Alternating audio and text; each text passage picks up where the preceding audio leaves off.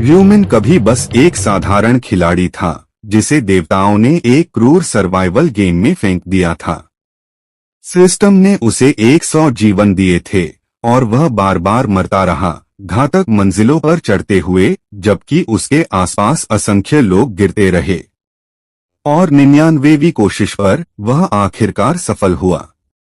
अकेला और अजय वह अंतिम बॉस के द्वार पर खड़ा था, इस दुस्वप्न को खत्म करने के लिए तैयार। लेकिन जीत की बजाय उसे सबसे क्रूर मोड़ का सामना करना पड़ा। दरवाजा खोलने के लिए 5 खिलाड़ियों की जरूरत थी और वहां केवल वही अकेला बचा था। उसकी तुरंत मौत हो गई। उस मौत ने उसके अंतिम 100वें पुनरागमन को सक्रिय कर दिया। समय उलटने वाले रून ने आखिरी बार समय को पीछे घुमा दिया और ल्यूमिन को सीधे शुरुआत में भेज दिया, उस पल में जब खेल शुरू भी नहीं हुआ था। न कोई शक्ति, न साथी, सिर्फ उसकी यादें और यह ज्ञान कि यह उसका आखिरी मौका होगा। अब नए साल की पूर्व संध्या पर अपने छोटे रूप में फंसा हुआ, उन सहपाठियों से घिरा हुआ जिन्होंने कभी उसे सताया और मजाक उड़ाया था, ल्यूमिन अब शिकार बनने का इरादा नहीं रखता। 100 जीवन कालों की लड़ाई और मौत से सीखी हर चीज के साथ वह तैयार है, सही साथियों को जुटाने और सोचे समझे बदले के साथ खेल को चीरकर रख देने के लिए। इस बार वह केवल जीवित नहीं रहेगा, न ही फिर से मरेगा, वह उन देवताओं को भी पराजित करेगा जो इस शापित खेल का आयोजन करते हैं। अचानक एक अजीब आवाज गूंजती है। मानवों का मजाक उड़ाते हुए वह आवाज उन्हें मूर्ख कहती है जो अपनी ही अहमियत में डूबे हुए हैं, बिना यह जाने कि आगे क्या होने वाला है। हर कोई सन्न रह जाता है और आवाज की दिशा में दौड़ता है। वहां वे एक चमकदार औरत को देखते हैं जो आकाश से धीरे धीरे उतर रही है, फरिश्तों जैसी आभा के साथ। वह उन्हें ऐसे देखती है मानो वे कुछ भी न हो और मनुष्यों की तुलना पिंजरे में फंसे दयनीय बंदरों से करती है। लोग मंत्रमुग्ध होकर उसे देखते रहते हैं। कुछ सोचते हैं कि यह कोई हाईटेक होलोग्राम है, तो कुछ उसकी दिव्य सुंदरता पर मोहित हो जाते हैं। लेकिन मिन, जिसने यह दृश्य 99 बार देखा है, अब इसे शानदार से अधिक अपमानजनक मानता है। फरिश्तेनुमा औरत मुस्कुराती है, उसी तिरस्कार भरी नजर के साथ, और मनुष्यों का मजाक उड़ाती है कि वे इतनी आसानी से उस पर मोहित हो गए। भीड़ में से एक आदमी चिढ़कर उसे उड़ता हुआ रद्दी का टुकड़ा कह देता है। मिन तुरंत समझ जाता है कि इस आदमी ने अभी अभी अपनी मौत पर मुहर लगा दी है। और सचमुच उसका चेहरा खून लाल चमकता है। वह गुस्से में उसकी गर्दन एक झटके में उड़ा देती है। खून की बौछार चारों ओर फैल जाती है, लोग डर से जम जाते हैं। अब वह सुग्रेसफुल फरिश्ता नहीं बल्कि निर्दयी जल्लाद बन चुकी है। वह बाकी सभी को चेतावनी देती है, जो भी उसके खिलाफ बोलेगा उसका अंजाम भी यही होगा। फिर वह उन्हें खेल के बारे में बताने लगती है। कुल 20 राउंड होंगे, हर महीने एक। उनकी आत्माएं दूसरी दुनिया में भेजी जाएंगी जहां उन्हें दिए गए मिशन को पूरा करना होगा। मिशन पूरा करने पर वे वास्तविकता में लौट आएंगे, लेकिन उसने साफ कर दिया कि यह जीवित रहने की गारंटी नहीं है। केवल आधे लोग ही जीवित बाहर निकल पाएंगे। 18 मिलियन लोगों को चुना गया है। केवल 15 से 29 वर्ष की उम्र वाले ही लिए जाएंगे। बाकी सबको पीछे छोड़ते हुए केवल चुने हुए लोग ही लिए जाएंगे। तभी एक बूढ़ा व्यक्ति जोर जोर से हंस पड़ता है, चिल्लाते हुए कहता है कि वह तो बच गया। उसकी यह हरकत तुरंत योंग मिन के एक गुर्गे को चिढ़ा देती है। वह बूढ़े को कॉलर से पकड़ लेता है और लड़ाई शुरू करने की कोशिश करता है।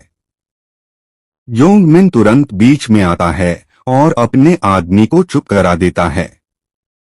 वह उसे चेतावनी देता है कि अगर उसने हालात को समझने की कोशिश नहीं की तो यह उसके लिए सचमुच जानलेवा साबित होगा। तभी वह स्वर्गीय औरत घोषणा करती है कि 1.8 करोड़ 18 मिलियन लोग इस खेल में हिस्सा लेने वाले हैं और तुरंत ही टेलीपोर्टेशन प्रक्रिया शुरू कर देती है। हर कोई एक ऐसे स्थान पर पहुंच जाता है जहां वे एक दूसरे को देख नहीं सकते। वहां उन्हें आत्मा स्थानांतरण सोल ट्रांसफर से पहले अपना अवतार बनाने को कहा जाता है। वह चेतावनी देती है कि चुनाव सोच समझकर करें, क्योंकि दूसरा मौका नहीं मिलेगा। मिन वही अवतार चुनता है जो उसने पिछली 99 जिंदगियों में चुना था और उसे फिर से ब्लैक साइथ नाम देता है। पुष्टि करने के बाद वह खुद को एक हरी भरी घास के मैदान में खड़ा पाता है। वह इस शरीर को इतना लंबे समय से रखे हुए है कि अब यह उसे उसके असली शरीर से भी ज्यादा वास्तविक लगता है। तभी बाकी प्रतिभागियों को भी टेलीपोर्ट कर दिया जाता है। किसी के चेहरे पर ज्यादा डर नहीं दिखता, बल्कि एक लड़का तो इतराते हुए अपने दोस्त से पूछता है कि क्या वह उसके जैसा दिख रहा है। मिन पहले से ही जानता है कि मामला क्या है। सबने खुद को जितना संभव हो सके उतना आकर्षक और सुंदर बनाने की कोशिश की है, लेकिन अगर उनमें थोड़ा भी दिमाग होता तो जानते कि दिखावटी रूप बस उन्हें आसान शिकार बना देगा और एक बार जब वे मर जाएंगे तो हमेशा के लिए खत्म हो जाएंगे। मिन अभी सोच ही रहा था कि उसका पुराना बदमाश कहाँ है कि तभी योंग मिन प्रवेश करता है, एक चमचमाता बेहद मांसल शरीर दिखाते हुए। उसने फिर से सब कुछ झोंक दिया है, सबसे ताकतवर और भारी भरकम शरीर बनाने में। जब सब अपने नए शरीरों के मजे ले रहे होते हैं और थोड़ी देर के लिए माहौल हल्का हो जाता है, तभी वह फरिश्तेनुमा औरत अचानक प्रकट होती है।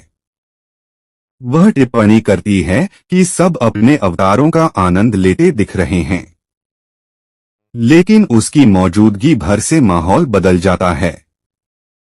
खुशी की जगह तनाव और डर फैल जाता है। एक इंसान बोल पड़ता है कि यह भीड़ तो 1 मिलियन जैसी नहीं लगती। उसकी बात सुनकर वह स्वर्गीय औरत नाराज हो जाती है। वह कड़क आवाज में बताती है कि यह सिर्फ एक जगह है, बाकियों को अलग अलग समूहों में बांटा गया है जहां दूसरे फरिश्ते मौजूद हैं। पहले राउंड की शुरुआत से पहले वह उन्हें संक्षेप में निर्देश देती है कि वे अपने मन में एक स्टेटस विंडो की कल्पना करें। मिन तुरंत अपनी स्टेटस विंडो खोलता है और झुंझलाहट महसूस करता है, क्योंकि उसे पता है कि उसे फिर से शुरुआत से लेवल बढ़ाने होंगे। बाकी सभी भी अपने अपने पैनल देखते हैं। वह औरत बताती है कि वे अभी बस नवसीखिए नोब्स हैं, जैसा कि कोई भी साधारण गेमर समझ सकता था।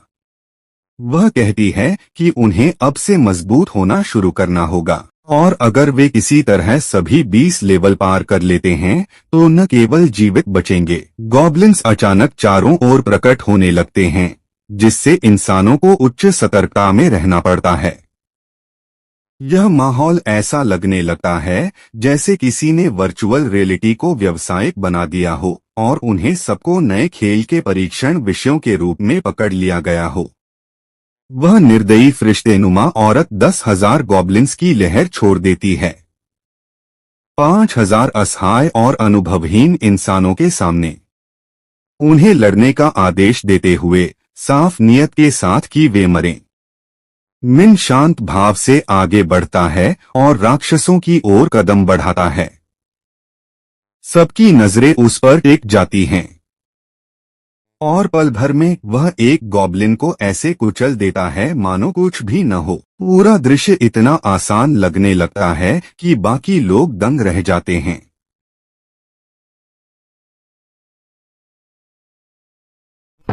मिन जानता है कि पहला प्रभाव हमेशा याद रहता है और वह चाहता है कि सबको यह अच्छे से याद रहे कि वह कौन है।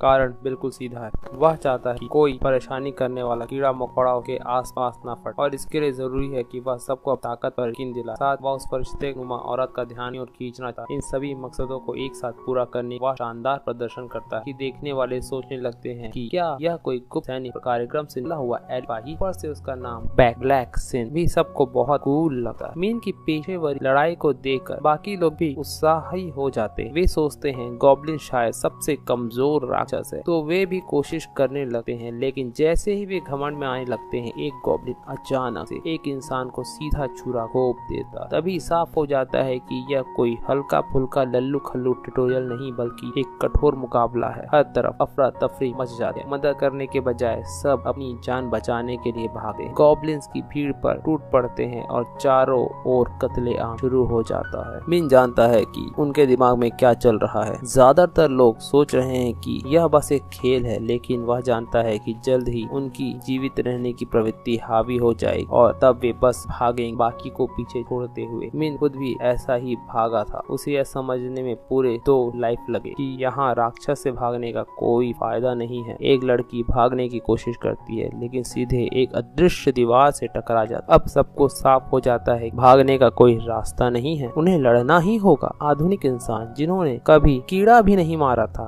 अब गॉब्लिन्स को मारने पर मजबूर थे, सिर्फ इसलिए कि वे जिंदा रह सके। उन्हें अपनी असली पहचान बदलनी पड़ रही। लोग एक एक करके मरने लगे और बचे हुए मदद की गुहार लगाते। इसी बीच वह निर्दयी फरिश्ता उस हत्याकांड का मजा ले रही है। उसे पता है कि गॉब्लिन्स भले ही अकेले में कमजोर लेकिन झुंड में और हथियारों के साथ वे डरावने राक्षस बन जाते। वह मीन में दिलचस्पी लेने लगती है, ठीक जैसा उसने चाहा था। वह झुलझुलाती है खिलाड़ियों की जानकारी सीधे नहीं देख सकती सिवाय उनके क्वेस्ट प्रगति के, लेकिन फिर भी ब्लैक साइज को देखकर उसे मजा आता है। मीन गॉब्लिन्स को बड़ी आसानी से काटता छाटा है जैसे वह बच्चों का खेल हो। उसका लक अब सिर्फ 1/4 बचा था और वह तेज हो जाता है निर्दयता से मारते हुए जब तक बाकी गॉब्लिन्स जान बचाकर भागने नहीं लगते। वह अपनी सांसें संभालता है और स्टेटस में खोलता है। अब वह केवल लेवल 4 पर पहुंचकर हर बार लेवल बढ़ने पर 2 स्टेट पॉइंट्स थे। मीन सारे पॉइंट्स स्पीड पर लगाता है। उसे पता है कि इस खेल में स्पीड बढ़ाने से हमला करने और चलने की गति दोनों ही बढ़ते हैं और उसके पिछले अनुभव ने उसे सिखाया है कि शुरुआत में स्पीड से ज्यादा अहमियत कोई स्टेट की नहीं है। और अब वह सोचता है कि समय बर्बाद नहीं करना चाहिए। वह अपनी ब्लेड को फेंक देता है जो बूमरैंग की तरह लौटती है और कई राक्षसों को काट दे। बाकी गॉब्लिन्स डर कर जम जाते हैं। मीन उन्हें भी खत्म कर देता है और क्वेस्ट पूरा कर लेता है। पहला राउंड उसके लिए आसान रहा। अब वह सोचता है कि उसे ऐसा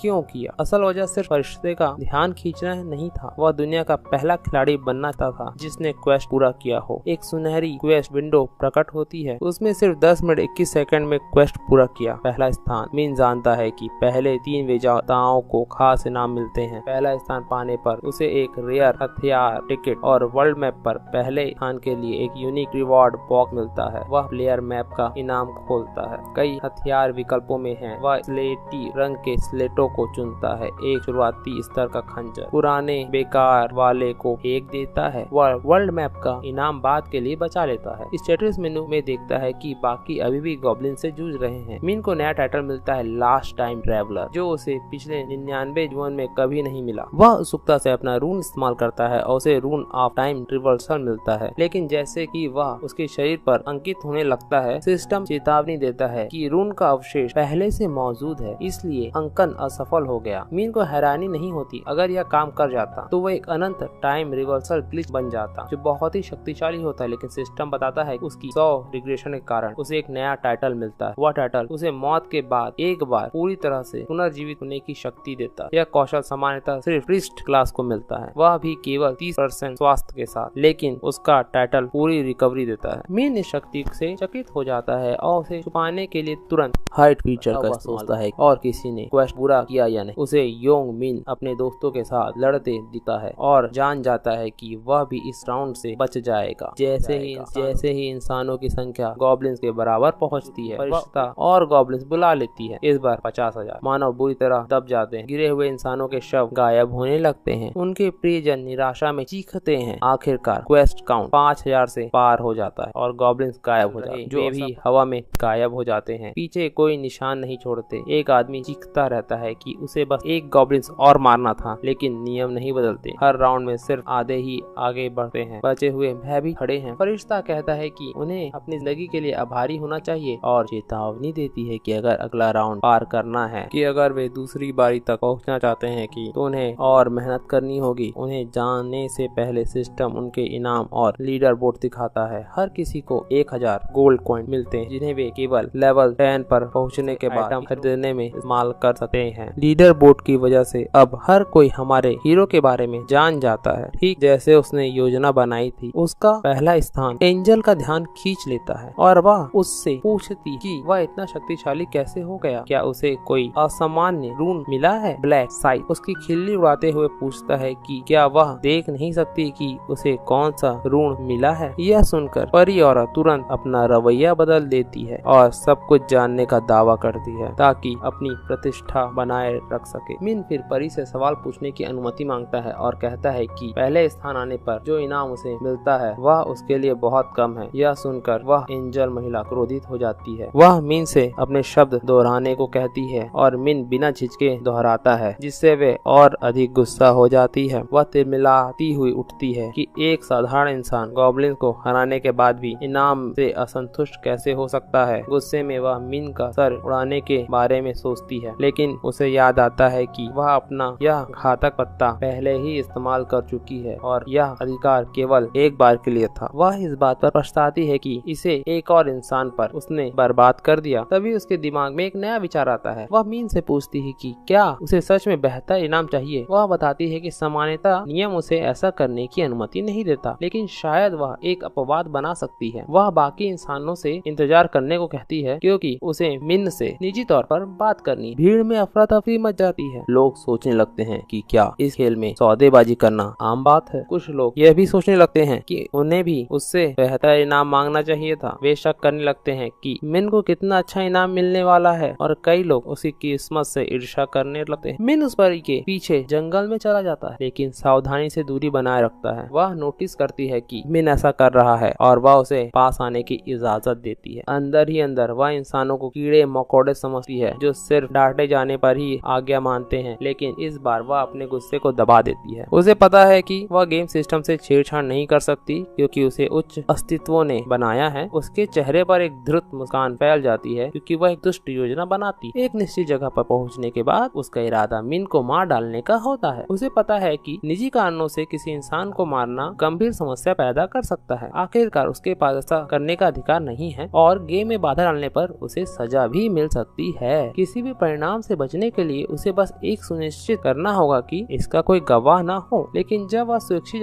जगह पर पहुंचती है और मुड़कर देखती है तो अचानक एक जोरदार मुक्का उसके चेहरे पर आ गिरता है और वह जमीन पर गिर जाती है। उसके शरीर से अजीब सुनहरा तरल बहने लगता है और वह अधिक गुस्से में आ जाती है। गुस्से और प्रतिशोध में डूबी हुई वह मिन पर हमला करने की कोशिश करती है, लेकिन अचानक वह बिना किसी निशान के गायब हो जाता है। मिन चुपचाप उसके पीछे आ जाता है और अचानक उसकी पकड़ में ले लेता है। एक हाथ उसके पंख पकड़कर और दूसरे से उसका गला दबाकर उसे वहीं रोक देता है। वह चीखती है, रुक जाओ, लेकिन मिन नहीं रुकता। धीरे धीरे वह के पंख एक एक करके तोड़ देता है और उसे ताना मारता है कि क्या यह दर्दनाक है। परी गुस्से और भ्रम में उसे पूछती है कि क्या वह पागल हो गया है। मिन एक हल्की मुस्कुराहट के साथ कहता है उसे पहले से पता था कि उसने अपने पंखों में एक खंजर छुपा रखा है और उसे मारने की योजना बना रही है। परी सब कुछ नकारती है और कहती है कि उसका ऐसा कोई इरादा नहीं था, लेकिन मिन उसे उसके असली नाम बेल से पुकारता है और चेतावनी देता है कि उससे झूठ बोलने का कोई फायदा नहीं होगा। यह सुनकर बेल घबरा जाती है और सोचने लगती है कि एक इंसान को आखिर उसका नाम कैसे पता चल गया। तभी मिन का छिपा हुआ हथियार निकालता है और उसे और डराता है। बेल घबराकर ब्लफ करने लगती है और धमकी देती है कि वह अपनी उंगलियों के इशारे से उसका सर फोड़ सकती है, लेकिन मिन तुरंत कहता है कि वह अपनी शक्ति पहले ही इस्तेमाल कर चुकी। सुनकर बेल बुरी तरह घबरा जाती है और सौदेबाजी करने लगती। वह बहाने बनाती है और कहती है कि उसके दोस्त मिन को जिंदा नहीं छोड़ेंगे, लेकिन मिन उसकी झूठी बातों को तुरंत पहचान लेता है। वह बेल से कहता है कि कोई उसकी मदद करने नहीं आएगा क्योंकि उसके सभी तथाकथित परी दोस्त सिर्फ स्वार्थी हैं और उसके मरने पर भी उंगली नहीं उठाएंगे। बेल कहती है कि अगर वह उसे मार डालेगा तो इंसानों का नुकसान होगा क्योंकि बिना परी के वे घर नहीं लौट पाएंगे, लेकिन मिन कहता है कि सिस्टम खुद ही इनाम घोषित होते ही खिलाड़ियों को वापस भेज देता है और इसके लिए उसकी अनुमति की कोई जरूरत नहीं है। बेल भीख मांगने लगती है और कहती है कि वह कोई भी जानकारी देने को तैयार है, बस उसे जिंदा रहने दिया जाए। लेकिन मिन शांत भाव से कहता है कि पहले से उसे सब कुछ पता है, परी जैसे लोग तो बस मोहरे हैं जिन्हें खिलाड़ियों का मार्गदर्शन करने के लिए रखा गया है, इसके अलावा उनका कोई महत्व नहीं है। मिन उसे बख्शता नहीं और अपनी तलवार सीधे उसके आर पार घोंप देता है, जिससे बेल हमेशा के लिए खत्म हो जाती है। सिस्टम मिन को सूचित करता है कि वह आधिकारिक तौर पर पहली बार किसी परी को मारने वाला इंसान बन गया है। इसके लिए उसे फर्स्ट एंजल स्लेयर का खिताब मिलता है। इसके साथ ही उसे परी का खून और रून ऑफ स्लाटर भी मिलता है। असल में यह पहली बार नहीं था जब उसने ऐसा किया हो, लेकिन हर बार की तरह इस बार भी वह सबसे पहले परी को हराने वाला बनता है। रून उसके शरीर पर खुद आ जाती है और उसका नया खिताब अब उसे होली ऑर्डर के दुश्मनों से लड़ने के समय उसकी सारी क्षमताओं को दुगना कर देता है। उसकी पिछली पुनर्जन्म यात्राओं में उसे यह इनाम सिर्फ 13वें राउंड में परी से लड़ते समय पता चला था, और क्योंकि यह इनाम सिर्फ एक ही इंसान के लिए बनाया गया था, इसलिए सिस्टम उसे बहुत खास बनाया था। खिताब से दुगना शक्ति मिलने के अलावा उसे रून का बोनस भी मिलता है। इससे वह हर दुश्मन को मारने पर उसकी क्षमता 1% बढ़ जाती और वह 100% तक जमा हो सकती है। हालांकि अगला राउंड शुरू होते ही यह बोनस पूरी तरह रीसेट हो जाता है। मिन मुस्कुराता है और अपने हाथ में एक सुनहरी वस्तु उठाता है, परी का खून, जो असल में इस पूरे घर में उसका असली लक्ष्य आगे जाते हैं। तो यहाँ पर 30 डिफरेंट तरह के जॉब्स हैं और उन्हें बड़ी आसानी से चेंज किया जा सकता है। पहले तुमको एक आइटम खोजना होगा जो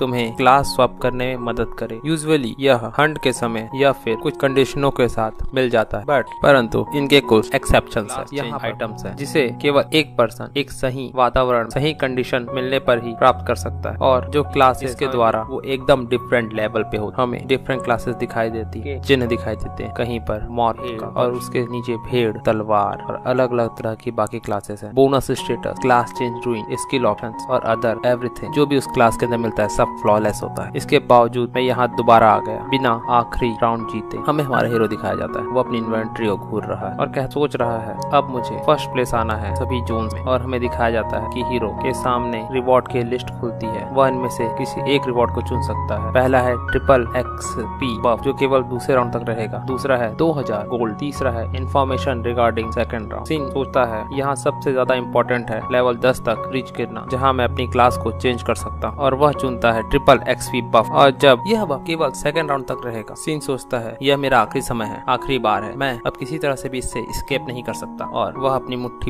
उस एंजल को देखता है जो गायब हो रही, और सोचता है मुझे और स्ट्रॉन्ग बनना होगा चाहे कुछ भी हो जाए। उसके सामने वह एक्सचेंज परी गायब हो जाती और एक पॉपअप शो होता है। फर्स्ट राउंड ओवरऑल सभी एरिया से सर्वाइवल है 900 करोड़ लोग, और एरिया है ESKS 45 से 5, सर्वाइवर्स 5143, और बताया जाता है कि प्लेयर्स की सोल उनकी ओरिजिनल बॉडी में जल्दी ही ट्रांसफर कर दी जाएगी। और सेकंड राउंड होगा 1 फरवरी, और हम मिलेंगे आपसे सेकंड राउंड में। Congratulation, celebration. आगे हमें लोग अपनी ओरिजिनल बॉडी में आते हुए दिखाई देते हैं। सभी हैरान है, सबकी आंखें फटी हुई, और वो अपनी उसी जगह वापस लौट आए हैं जहाँ से वो गए थे, न्यू ईयर सेलिब्रेशन जगह से। तभी वो लड़का सोचता है आखिर क्या हुआ था, क्या सभी लोग पास आउट हो गए थे मेरी तरह, क्या मैं पास आउट हो गया था, क्या मुझे एक ऐसा सपना दिख रहा था जो सचमुच का था। सभी अपने सर पे हाथ रखे उठ रहे। वह लड़का सोच रहा कि मेरा सर फट जाएगा। मुझे एक बड़ा अजीब सा ड्रीम दिखाई दिया। वह अपनी घड़ी को देखता जिसमें 5:20 हो रहे थे, संडे और जनवरी एक नया साल। वह सोचता है इतने समय रात 12 बजे से लेके सुबह 5:20 तक मैंने उस सपने में जिया। बाकी लोग बोल रहे हैं मेरा सर, मेरी पूरी बॉडी दर्द कर रही है। एक कहता है तुम उठ गए। दूसरा पूछता है लड़के से योंग मिन, क्या मैं बेहोश हो गया था? योंग मिन कहता है हाँ, सभी कोई यहाँ बेहोश हो गए थे। दूसरा लड़का कहता है क्या हम सब? क्या हुआ था? मुझे एक बड़ा अजीब सा सपना दिखाई दिया। दूसरा कहता है मुझे भी अजीब सा सपना दिखाई दिया। और पूछते हैं योंग मिन तुम्हारे बारे में क्या? योंग मिन पीछे मुड़ता है, बोलते हैं हाँ, पर मुझे लगता है हम सचमुच में वापस आ गए हैं। कुछ लोग कह रहे हैं मैं जिंदा हूँ, मैं जिंदा हूँ। क्या हम अभी गॉब्लिन से लड़ रहे थे? ओह मेरा सर। तो सबको समझ में आता है कि यह कोई ड्रीम नहीं था, ये रियलिटी। और जो पहला राउंड और गॉब्लिन वो सब कुछ सच, और ये सब दोबारा होगा 1 फरवरी को। लोग एक दूसरे को गालियां दे रहे हैं। तभी बगल में कोई लेटा पड़ा। कुछ लोग अभी तक उठे नहीं थे, कुछ लोग उन्हें उठाने की कोशिश कर रहे थे। ये अभी तक उठ क्यों नहीं रहे हैं? हाँ, तभी उन्हें एक घटिया रियलिटी का एहसास होता है। जो लोग राउंड में सरवाइव नहीं कर पाए थे वो सचमुच में इस दुनिया में मर चुके थे, और ये एहसास ही उनके रोंगटे खड़े करने के लिए काफी था। उनके हाथ कांपने लगते हैं और ये एहसास उनकी सिट्टी पिट्टी गूल कर देता है। मतलब वहाँ मरना और यहाँ मरना सब एक बराबर है, और वहाँ पर वे सभी लाशों के बीच खड़े ये एहसास उनकी की रूह कपकपा जाती। किसी ने अपने चहितों को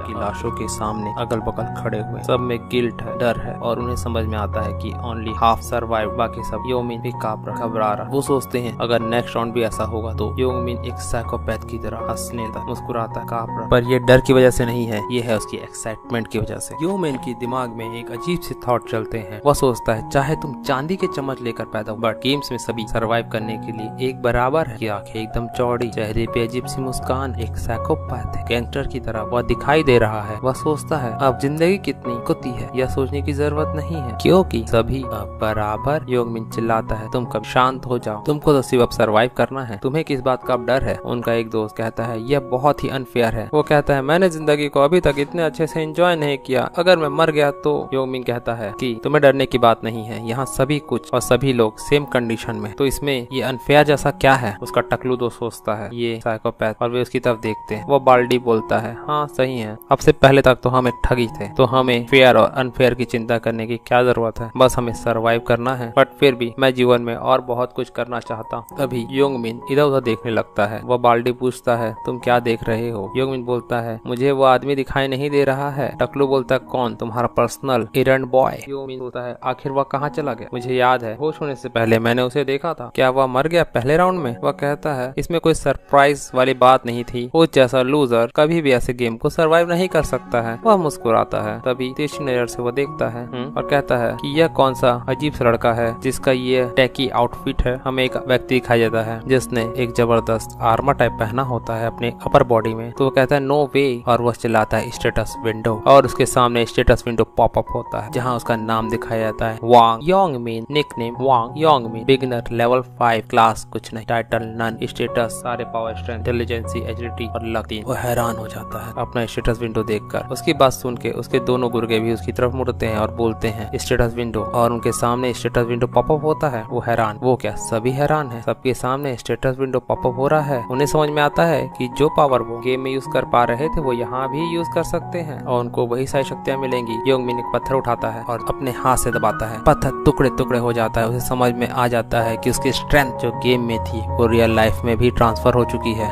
वो एक मुस्कुराता है, पत्थर के चूरे को हाथ से जाने देता है, कहता है this is awesome. News broadcast होता है आज सुबह समथिंग अनबिलीवेबल हुआ, लगभग 10,000 सिटीजन लॉस्ट अपना कॉन्शियसनेस और एक गेम में चले गए। चलिए हम उनका पहला वीडियो देखते हैं। उसमें वही परी दिखाई जाती है जो सिटीजन से बात करती है, उनकी भगदड़ दिखाई जाती है और इस घटना को नाम दिया जाता है मास पेंटिंग। न्यूज में ये घटना चल रही है और बताया जाता है ये सिर्फ हमारे कंट्री में ही नहीं, लगभग 128 कंट्रियों में भी हो रहा है। सोशल मीडिया का सबसे हॉट टॉपिक बन चुका है ये। कोई बंदा स्क्रॉल करते हुए देख रहा है और ये है हमारा हीरो मिन। वह कहता है आखिर ये फाइनली चालू हो गया, बट ये तो बस शुरुआत है, अभी तो मरने वालों की खबरें आना चालू होंगी। बट एक्चुअल प्रॉब्लम तो कुछ और है। अब सर्वाइवर्स को प्लेयर्स कहा जा रहा है और इनके नंबर्स को असेस किया जा रहा है। मिन सोचता है असली बात तो ये है कि जो पावर आपके पास गेम्स में थी वह आप गेम से बाहर लेके अपने साथ आ पा रहे हो। हाई स्टेट वाले प्लेयर्स का इफेक्ट अभी तो इतना ज्यादा नहीं है, बट जैसे जैसे प्लेयर्स लेवल अप करेंगे वो एक बहुत ही बड़े ट्रांसेंडेंटल मतलब महामानव में परिवर्तित हो जाएंगे और यहाँ से पैदा होंगे लिटरल ह्यूमन वेपन, और कोई भी मिलिट्री पावर इन पे कंट्रोल नहीं कर पाएगा। और मैं भी आराम से बैठना नहीं चाहूंगा जब ये दुनिया एक कायोस में परिवर्तित हो, क्योंकि अगर मैं ऐसे शांत बैठूंगा तो ये दुनिया राउंड 20 से भी पहले खत्म हो जाएगी। और यहाँ केवल एक ही तरीका है प्लेयर्स को कंट्रोल करने का, और वो है ओवरवेलमिंग फोर्स से। ऑफ कोर्स मैं अपनी लाइफ के प्रीवियस लाइफ के दूसरे तरीकों को यूज करूंगा। और उसे याद आता है कि 5 प्लेयर्स की जरूरत थी बॉस रूम को ओपन करने के लिए, और उसे कुछ कैंडिडेट उसके माइंड में है, ये बात सोचता है और वो कहता है ये टाइम नहीं है इस बारे में एक्ट करने का। वो आगे बढ़ता है क्योंकि अभी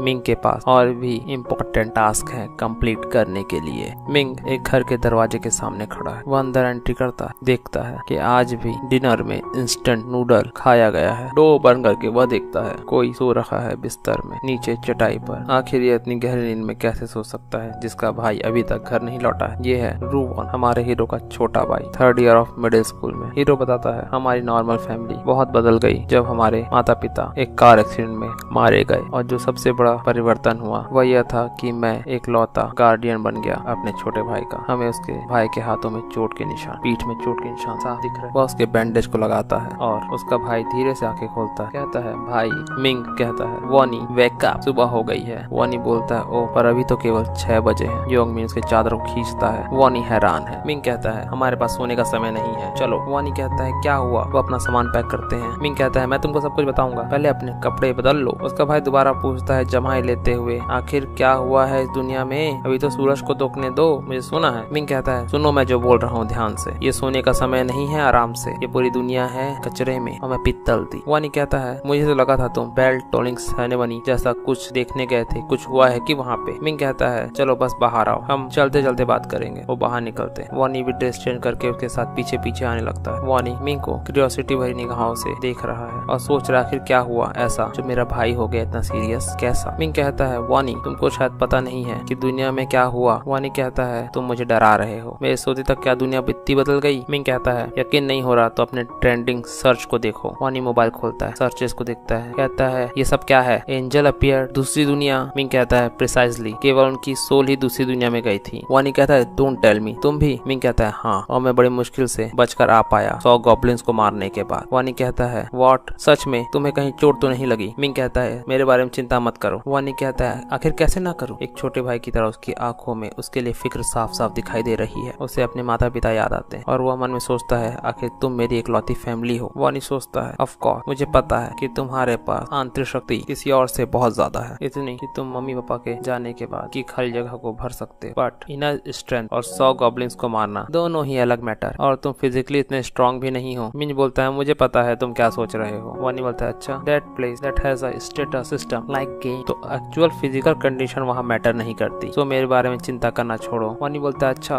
तो ये सब ऐसा था? फिर भी हीरो बोलता है मैं तुमसे शर्त लगा सकता हूँ कि बाद में मैं कैसा होऊंगा, कितना शक्तिशाली तुम सोच भी नहीं सकते, और कहता है फॉलो मी अगर तुम्हें जानना है। वॉनी कहता है नो, मैं एक कदम भी आगे नहीं बढ़ाऊंगा जब तक मुझे ये नहीं बताओगे कि हम कहाँ जा रहे हैं। मिंग उसके हाथ के घाव को देखता और कहता है बैंक अपने भाई से हम जा रहे हैं बैंक तेंग्यू गैंग के हेड से मिलने। ऐसा बोल हमारा हीरो अपनी तेज नीली नजरों से भाई की ओर देखता है। बैंक तेंग्यू तुम्हें परेशान कर रहा है ना? वॉन बोलता है बड़े भैया तुम्हें ये कैसे पता? वह हैरान है। वन बोलता है यू नो, उसकी बात बीच में काट हमारा हीरो बोलता है डैन तुम्हें क्या लगता है मुझे पता नहीं चलेगा? दोनों भाई एक दूसरे को देख रहे हैं। वॉनी थोड़ा सा परेशान है। वॉन सोचता है मन में मैं इस बात को इतना ऑब्वियस नहीं बनाना चाहता था कि मैं बुली हो रहा हूँ। उसकी आंखों में गिल्ट है कि मैं अपने भाई को शायद परेशान कर रहा हूँ या परेशानी में डाल रहा हूँ, क्योंकि मेरा बड़ा भाई पहले से ही बहुत सारी परेशानियों में है। वॉनी के चेहरे में गिल्ट साफ दिख रहा है, बट हमारा हीरो सोचता है मुझे माफ करना भाई, मुझे ये उस समय तक पता नहीं था जब तक मैं पिछली बार सबसे पहली बार पहला राउंड जीत के आया था, तब मैं अपने रूम में आके सो गया था और फिर कुछ घंटे बाद तुमने मुझसे कहा कि भाई मैं थोड़ी देर बाहर से होकर आता हूँ, और मेरी नींद उस तेज बजते हुए फोन के रिंगटोन ने खोली। तब मुझे पता चला कि ये कॉल हॉस्पिटल से। हॉस्पिटल में जब मैं पहुंचा तो वहाँ मुझे पता चला कि तुम घर तो वापस आए लेकिन अंधे होकर, क्योंकि बैंक तेंग्यू ने तुम्हें इतनी बुरी तरह से मारा था और मैं कुछ नहीं कर पाया था क्योंकि मैं बहुत ज्यादा कमजोर और बेवकूफ था कि मैं अपने छोटे भाई को भी प्रोटेक्ट नहीं कर पाया। Sorry, I am sorry. ये हमारे हीरो के मन के ख्याल है जो उसने अपने पहले राउंड में पहले रिग्रेशन में सोचे थे, पर अब तुम्हें कोई भी परेशान नहीं कर पाएगा दोबारा, never ever again, no one. आगे दिखाया जाता है बैंक तेंग्यू के हाइड आउट। बाहर कुछ तेज मारने की आवाज आ रही, लगता है अंदर कोई किसी को कूट रहा। एक लात, एक शरीर और कुछ गालियां। कमीनो, तुम सबको मैंने 2 लाख रुपए लाने के लिए कहा था, तुम उसे अब तक क्यों लेकर नहीं आए? एक मुर्गी के बालों वाला बंदा उंगली दिखाते हुए कुछ लोगों को बोल रहा है। वो मोटा बंदा करा रहा है और वो दूसरा बंदा बुली जो खुद एक मोटा है वो बोल रहा है तुम कमीनो, तुम्हें मैंने कहा था ना मुझे पैसे चाहिए तो चाहिए, मेरा पैसा इतने लागूंगे हो गए हो क्या? कोई रिप्लाई क्यों नहीं देते? और एक लात भाड़ा दोबारा। ये बंदा है बैंक तेंग्यू, उसके साथ ही सोच रहे हैं, उसके साथ ही आपस में बोल रहे हैं बैंक तेंग्यू बड़ा ही निर्दयी है, इसीलिए तो आसपास स्कूल के भी जो बड़े सीनियर्स हैं वह उसका कुछ नहीं बिगाड़ पाते और उसके सामने नतमस्तक हो जाते हैं, सर झुका दे। ये बात एक पॉप कट वाला बंदा बोल रहा है। 2 और बंदे उसको घूर रहे हैं और ये दोनों धीरे धीरे फुसफुसा रहे हैं। एक बंदा बोलता है चाहे कुछ भी हो जाए हमें तेंग्यू के आगे ज्यादा मस्ती नहीं करनी चाहिए। तेंग्यू बोलता है कमीनो, कुत्तों, मुझे उन पैसों से एक मोटरसाइकिल खरीदनी, तुम लोग किसी काम के नहीं हो। उसके चेहरे में बड़ा ही फ्रस्ट्रेशन दिख रहा है, जैसे कि उसने इतनी मेहनत की और उसे पैसे नहीं मिले, भले ही वह दूसरों के पैसों पे पल रहा हो। बुल्ला बुल्ला। तेंग्यू आगे बढ़ता है, उसके साथ ही थोड़े से हैरान है। वो कहता है क्या यहाँ कोई और तरीका नहीं है जहाँ से मुझे पैसे मिल सके? वो अपने साथियों से पूछता है। उसके साथी सोचते अच्छा कहीं से पैसे कैसे? तभी तेंग्यू बोलता है हाँ मुझे एक मेथड याद आया। उसके साथी सोच रहे हैं कौन सा मेथड? तभी पार्डी बोलता है ओह यहाँ वो कमीना तुम्हारा गुलाम तेग्यू याद है? तेग्यू उसकी तरफ देखता है। दूसरे के चेहरे पे खुशी है। ये किसकी बातें कर रहे हैं? वो कर्ली हेयर्ड बंदा, तुम उसे कॉल क्यों नहीं करते? तेग्यू बोलता है वो दुष्ट युवान, क्या विडम्बना है, एक दुष्ट बेचारा सीधे साधे को दुष्ट बोलता है। तेग्यू बोलता है हाँ, एक कुटिल स्माइल के साथ, मैं तो उसे कॉल करने वाला था। देखो कमीनापन उसके चेहरे पे साफ झलक रहा। उसे इस नए साल पे पीटना बच्चा है, मुझे उसे पीटना होगा, हम उसी से मनी ले लेंगे, पैसे ले लेंगे। या वह बाल्डी बोलता है। तेग्यू के दोनों साथी बहुत खुश हो रहे हैं आपस में। दूसरा बोलता है हाँ ये काम कर जाएगा। तभी तेग्यू बोलता है हे वह कमीना बिल्कुल गरीब है, उसके पास कुछ है नहीं। बाल्डी बोलता है क्या? तेग्यू बोलता है मेरे द्वारा कुट ले मार खाने के बाद, कुत्तों की तरह पीटने के बाद वह बंदा एक पैसा नहीं ला पाया, वो किसी गरीब सी जगह पे रहता है। वो टकला बंदा बोलता है तो क्या करे, कौन सा तरीका इस्तेमाल करे? तेग्यू बताता है कि उसके तो माता पिता भी नहीं है, वो अपने बड़े भाई के साथ रहता है। तभी तेग्यू की आंखें चौड़ी हो गई हैं कुछ देखकर। वो बाल्डी बोलता है तेग्यू क्या हुआ? उसके दोनों साथी पीछे मुड़ के देखते हैं, वो भी हैरान है। क्या? और हमें दिखाई देता है वानी अपने भाई हमारे हीरो मिंग के साथ वहाँ खड़ा है। मिंग एकदम हीरो की तरह एंट्री ले रहा है। तेग्यू बोलता है उसके दोनों साथी भी खुश हो गए हैं। तेग्यू बोलता है शैतान का नाम लिया और शैतान हाजिर। पता नहीं वो अपने बारे में क्यों बता रहा है, वैसे वो बात सही करता है बट यहाँ शैतान में।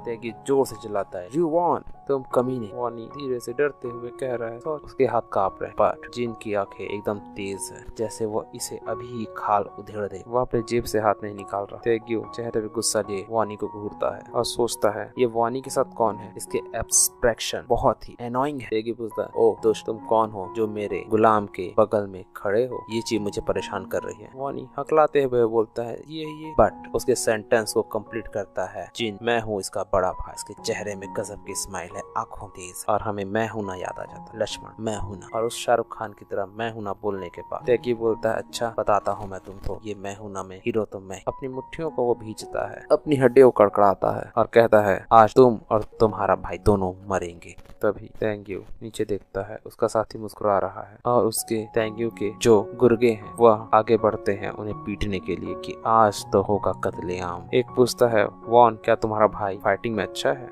जिन ने अभी तक अपने जेब से हाथ नहीं निकाला था, उसका हाथ इस जैकेट में ही। एक बंदा जिन के सामने आके उससे अपनी हाइट नापता है। ओह तुम तो बहुत छोटे से। बट अचानक एक बूम मुक्का उस मास्क वाले आदमी के चेहरे पे लगता है और वह खून थूकता हुआ गिर जाता है सीधे। बाकी लोग हैरान हैं। दूसरा बंदा बॉब कट उसके ऊपर कूदता है बट वो हमारे हीरो के सामने कहाँ टिकने वाला था। जिन हल्का सा साइड होता है और एक जोरदार मुक्का उसके टेम्पल पे दे मारता है। वह साइड फेंकाता है दूर हवा में उड़ते हुए। तभी दूसरा तुम कमीने तुम्हारी हिम्मत कैसे हुई? वो मास्क वाला बंदा खड़ा होता है। वो टकला उसकी तरफ कुटिल स्माइल मरो करके दौड़ता है बट जिन दोनों को एक एक मुक्के में डिशुम हराशाई कर देता है। तीनों ही जमीन पे गिरे हुए हैं। इधर तेग्यू शायद एक्साइटमेंट में कांप रहा है और वो हंसता है कोई तो मिला। तेग्यू पूछता है ये तो बस एक नर्ड है, इसने शायद कहीं से बॉक्सिंग या कुछ ऐसा ही सीखा है और इस स्किल के साथ ये मुझसे लड़ने आया है। तेग्यू बोलता है ओए वानी के बड़े भाई, तुम अपने आप को इतना हीरो इसलिए समझ रहे हो कि तुमने कहीं से बॉक्सिंग या ऐसा कुछ सीख के आए हो, पर तुम्हें नहीं पता तेग्यू हाइट में हमारे हीरो से काफी लंबा चौड़ा और हट्टा है। वो कहता है कि बॉक्सिंग में वेट क्लास की एक अहमियत हो। तभी हमारा हीरो कहता है लगता है तुमने न्यूज नहीं देखा। और तेग्यू बोलता है कौन सी न्यूज? उसे पता नहीं था वो मास और प्लेयर वाली चीजों के बारे में। हीरो बोलता है तुझे कुछ नहीं पता। तेग्यू बोलता है कौन सी न्यूज? कमीने। और उसके बाद मुक्का लेके बढ़ता है। पैच बूम साइड हट के उसके मुक्के को डॉज करते हुए जिंग उसके सारे अटैक को डॉज कर लेता है। तेग्यू बोलता है तुम भागती गिलहरी, कभी किक कभी पंच और गालियां लगातार चल रही हैं पर कोई भी कुछ भी जिन को छू नहीं पा रही। हाफ के तेग्यू की आंखें धुंधली पड़ गई। तेग्यू बोलता है सब कुछ तो गड़बड़ है, कुछ तो गड़बड़ है। मैं उसकी सांसें फूल रही है, उसे अच्छे से दिखाई नहीं दे रहा है। मैं एक भी पंच हिट क्यों नहीं कर पा रहा हूँ? अगर तुमने न्यूज देखा होता तो हमारे हीरो के हाथ में एक ब्लू ऑरा दिखाई देता है। उसने मुट्ठी बंद की और कहता है तुम मुझ पे हमला करने की सोचते भी नहीं। और एक जबरदस्त पंच तेग्यू के चेहरे पड़ता है और उसका वेट क्लास धरा का धरा रह जाता क्योंकि जिन है एक प्लेयर आहो के साथ। वह पंच तेग्यू उसकी औकात एहसास दिलाने के काफी था। तेग्यू हिल जाता है और कहता है तुम, लेकिन उसका ये बोलने से पहले एक दूसरा पंच तेग्यू मारने की कोशिश करता है बट हमारा हीरो जिसने अपने सारे पॉइंट अपनी एजिलिटी में डाल के रखे थे उसकी स्पीड इतनी ज्यादा थी कि तेग्यू का पंच सिर्फ हवा को लगता है और वुश एक और पंच तेग्यू के गाल पे धड़ाम धड़ाम धड़ाम। तेगियो अपने हाथ को मुंह में रख लिया है और कांप रहा है। उसके पैर लड़खड़ा रहे हैं और वो बोलता है, क्या तुम्हें लगता है कि एक सिंगल पंच से मैं गिर जाऊंगा? तेगियो के नाक और मुंह से खून बह रहा, दांत टूट चुके और इसने उसे गुस्सा दिलाने के लिए काफी था। वो पागल हो जाता है, जोर से चिल्लाता है, मैं तुम्हें मार डालूंगा।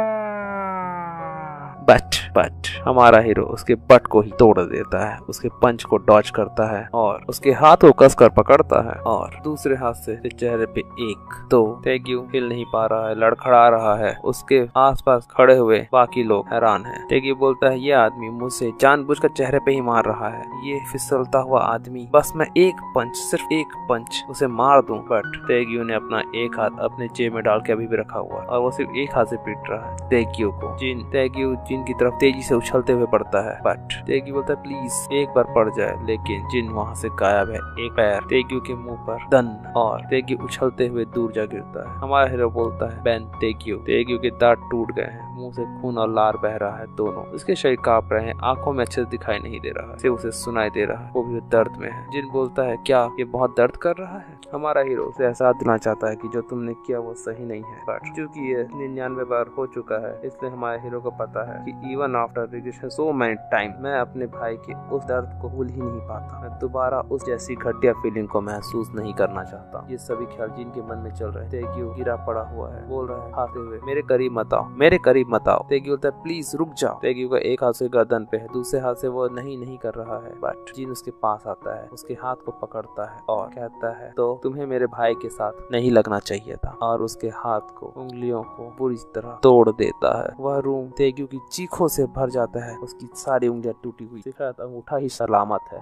वह अपने एक हाथ से दूसरे हाथ के पास जाने की कोशिश करता है, बट जिन उसका दूसरे हाथ को भी पकड़ लेता है और तेगियो डर जाता है। नहीं, उसकी चेहरे में दर्द दिखाई दे रहा है और एक और चीख गूंजती है जोर से। तेगियो के खून भागने लगते हैं, हमें यहाँ से निकलना होगा, जल्दी पीछे दरवाजे से निकलो। और वह चीख वानी को भी सहमा देती है। जिन बोलता है, बैंग तेगियो, अगर तुमने कभी दोबारा मेरे भाई को छूने की भी कोशिश, तुम्हें पता होना चाहिए कि तुम्हारे साथ क्या होगा। तेगियो के आंख से आंसू, नाक से खून, मुंह से खून, दांत टूट गए, उसके हाथ कांप रहे हैं। वो बोलता है, आई नो मैं तुझे कभी भी टच नहीं करूंगा। तो कमी ने टच ही क्यों किया था तूने शुरू? शायद तुम्हें दूसरों के दर्द का एहसास नहीं है, कोई बात नहीं, ऐसे लोगों के लिए कोई ना कोई आता रहता है। जिन बोलता है, ऐसा ही होना चाहिए, बट यू सी कि तुम कब अपना मन बदल लो तो मैं श्योर होना चाहता हूँ, राइट? और वह दोबारा बैन तेगियो के हाथ को पकड़ता है, इस बार कलाई तोड़ने के लिए। तेगियो दर्द से चिल्ला रहा, नहीं, बट हमारा हीरो क्रैक की आवाज के साथ तेगियो की कलाई तोड़ देता है। आवाज और चीखें उस घर के बाहर तक आ रही हैं और अब वो श्योर कर चुका है कि बैन तेगियो कभी और कभी भी उसके भाई को परेशान नहीं करेगा।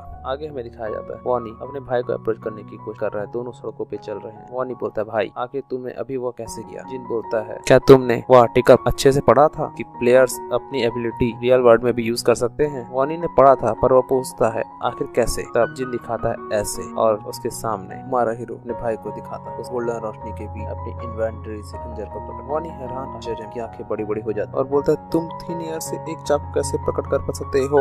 हमारा हीरो बोलता है ना, फैसिनेटिंग। और वानी एक बच्चे की तरह चमचमाती आंखों से उसकी तरफ इशारा करता हुआ कहता है कि हम दूसरे दुनिया के वेपन्स को भी समन कर सकते हैं। तब वानी कहता है, तो जो तुम्हारा तेजी से भागने का हुनर है वह भी दूसरी दुनिया का है, जिस जो तेगियो के पंचेस को भी डॉज कर सकते? जिन खंजर को गायब करते हुए कहता है, हाँ, क्योंकि मेरी एजिलिटी स्टेटस 11 है। वानी बोलता है, स्टेटस जैसे गेम्स में? जिन बोलता है, हाँ बिल्कुल। और जिन बताता है कि एजिलिटेड स्टेटस 3 नॉर्मल लोगों के लिए है और 10 एथलीट्स के लिए। वानी बोलता है, तो क्या होगा जब तुम्हारा स्टेटस और बढ़ेगा? जिन अनजान बनते हुए कहता है, क्या पता, मैं कभी इस लेवल पे पहले नहीं पहुंचा। जिन मन में सोचता है, ऑफ कोर्स ये झूठ, और मन में सोचता है, मैं अपने भाई को बताना नहीं चाहता कि मैं एक रिग्रेसर हूँ, क्योंकि मेरे 11वें रिग्रेशन में मैंने सब कुछ इसे बताया था और एक प्लेयर ने वानी को किडनैप कर लिया। मैंने इसका बदला तो ले लिया, लेकिन मैं अपने भाई को दोबारा इस तरह की परिस्थिति में नहीं डालना था मेरी वजह से। तो भविष्य में होने वाली लड़ाइयों के लिए मुझे अपने भाई को प्रोटेक्ट करना होगा सबसे पहले। तभी पेट की गुड़गुड़ाने की आवाज आती है और वानी नीचे देखता है। जिन बोलता है, वानी क्या तुम कन्वीनियंस स्टोर से ब्रेकफास्ट करना चाहते हो? और वानी कहता है, यस। आगे दोनों ही 24/7 के बाहर खड़े हैं। वानी कहता है, तुम कहाँ जा रहे हो? इंस्टेंट नूडल तो वहाँ है। जिन एटीएम के सामने खड़ा है और कहता है, रुको 1 सेकंड। जिन एटीएम कार्ड डालता है और मन में सोचता है, मेरे बचे हुए प्यारे सेविंग जो टोटल 133 लाख है उससे 33,000 रुपए मैं निकालता हूँ। वानी बोलता है इतना सारा पैसा तुम क्यों निकाल रहे हो? हीरो कहता है क्योंकि मुझे इसे किसी दूसरी जगह पे यूज करना है। वानी कहता है क्यों ना हम यहाँ से कुछ चुन लें? जिन कहता है वानी को, बट वानी बोलता है यहाँ से? यहाँ सब कुछ है बहुत ज्यादा महंगा, सभी 5,000 से ऊपर है, यहाँ से हम क्या चुनेंगे? जिन बोलता है कोई बात नहीं, तुम जितना चाहो उतना खा सकते हो, आज ये नया साल है और हम इंस्टेंट नूडल तो नहीं खाएंगे। वानी कहता है बट अगर हम ये खा लेंगे तो हमारे बाकी एक्सपेंसेस के लिए पैसे कहाँ से आएंगे? जिन बोलता है जल्दी से चुनो, तुम टेंशन मत लो। वानी कहता है अगर ऐसा है तो वानी कहता है तो चलो जल्दी से चिकन बटर खाते हैं और तंदूरी नान के साथ, उसके साथ थोड़ी बिरयानी, और मैं इसे कब से ट्राई करना चाहता था, मुझे पक्का यकीन है ये डिलीशियस होगा। वानी की आंखों के सामने एकदम चमक है और उसकी खुशी को देखकर जिन काफी सेटिस्फाइड है। जिन बोलता है कि हम प्रॉपर रेस्टोरेंट चलते हैं और तुम्हें जो भी खाना है जितना खाना है बड़े आराम से खा लो, क्या बोलते हो? वानी कहता है हम वो एफोर्ड नहीं कर सकते, मैं इसी से खुश हूँ, वो कितना भला बच्चा है। जिन मन में सोचता है बस कुछ दिन और मेरे भाई, कुछ दिन और, फिर तुम जितना और जो खाना चाहते हो मैं तुम्हें सब दिलवाऊंगा। आगे पनीर बटर मसाला को चावल में बिरयानी में रखकर वानी बड़े चाव से खाता है और ऐसे खुश होता है जिससे पूछो मत। इसको खाता देख के मेरे भी मुंह से लार निकल गया। ओह आगे वानी बहुत टेस्टी कहता है। जिन उसे देख के खुश हो रहा है। वानी उसे थैंक यू बोलता है और कहता है तुम कहीं और जा रहे हो भाई? जिन कुर्सी से उठता है और बोलता है यहीं रुको। फिर जिन एक मार्कर और खूब सारे लॉटरी टिकट लेकर आता है। वानी बोलता है तुमने शायद सारे पैसे निकाल लिए, सब कुछ लॉटरी टिकट के लिए? वहाँ उसे नोटो कहते हैं। जिन कहता है हाँ। वानी बोलता है आखिर तुम्हें इतने सारे कहाँ से निकाले अब, और ये कितने हैं? जिन बोलता है ये 20 है। वानी कहता है क्या तुमने सारे के सारे 1 लाख रुपए टिकट्स पे खर्च कर दिए? क्योंकि एक टिकट 5,000 का था। तुम्हें लगता है तुम जीत पाओगे? जिन कहता है तुम्हें पता चल जाएगा, बस देखो। और वानी देखता है कि भाई आखिर कर क्या रहे हो तुम। तभी जिन सबको मार करता रहता है, दन दन दन दन दन दन दन दन दन। अब वानी बोलता है कि तुम सबको मार क्यों कर रहे हो? वाई? तुमने मुझसे पूछा ना वाई? क्योंकि ये सभी विनिंग नंबर्स हैं। देखते हैं क्या जिन जीत पाएगा और अपने भाई को और भी बटर चिकन और बिरयानी खिला पाएगा, वो भी बारबेक्यू जगह पर। उसका भाई और कितना खुश होता है। जानने के लिए हमारे साथ बने रहे 100th रिग्रेशन के अगले एपिसोड्स में। Subscribe. See you next time.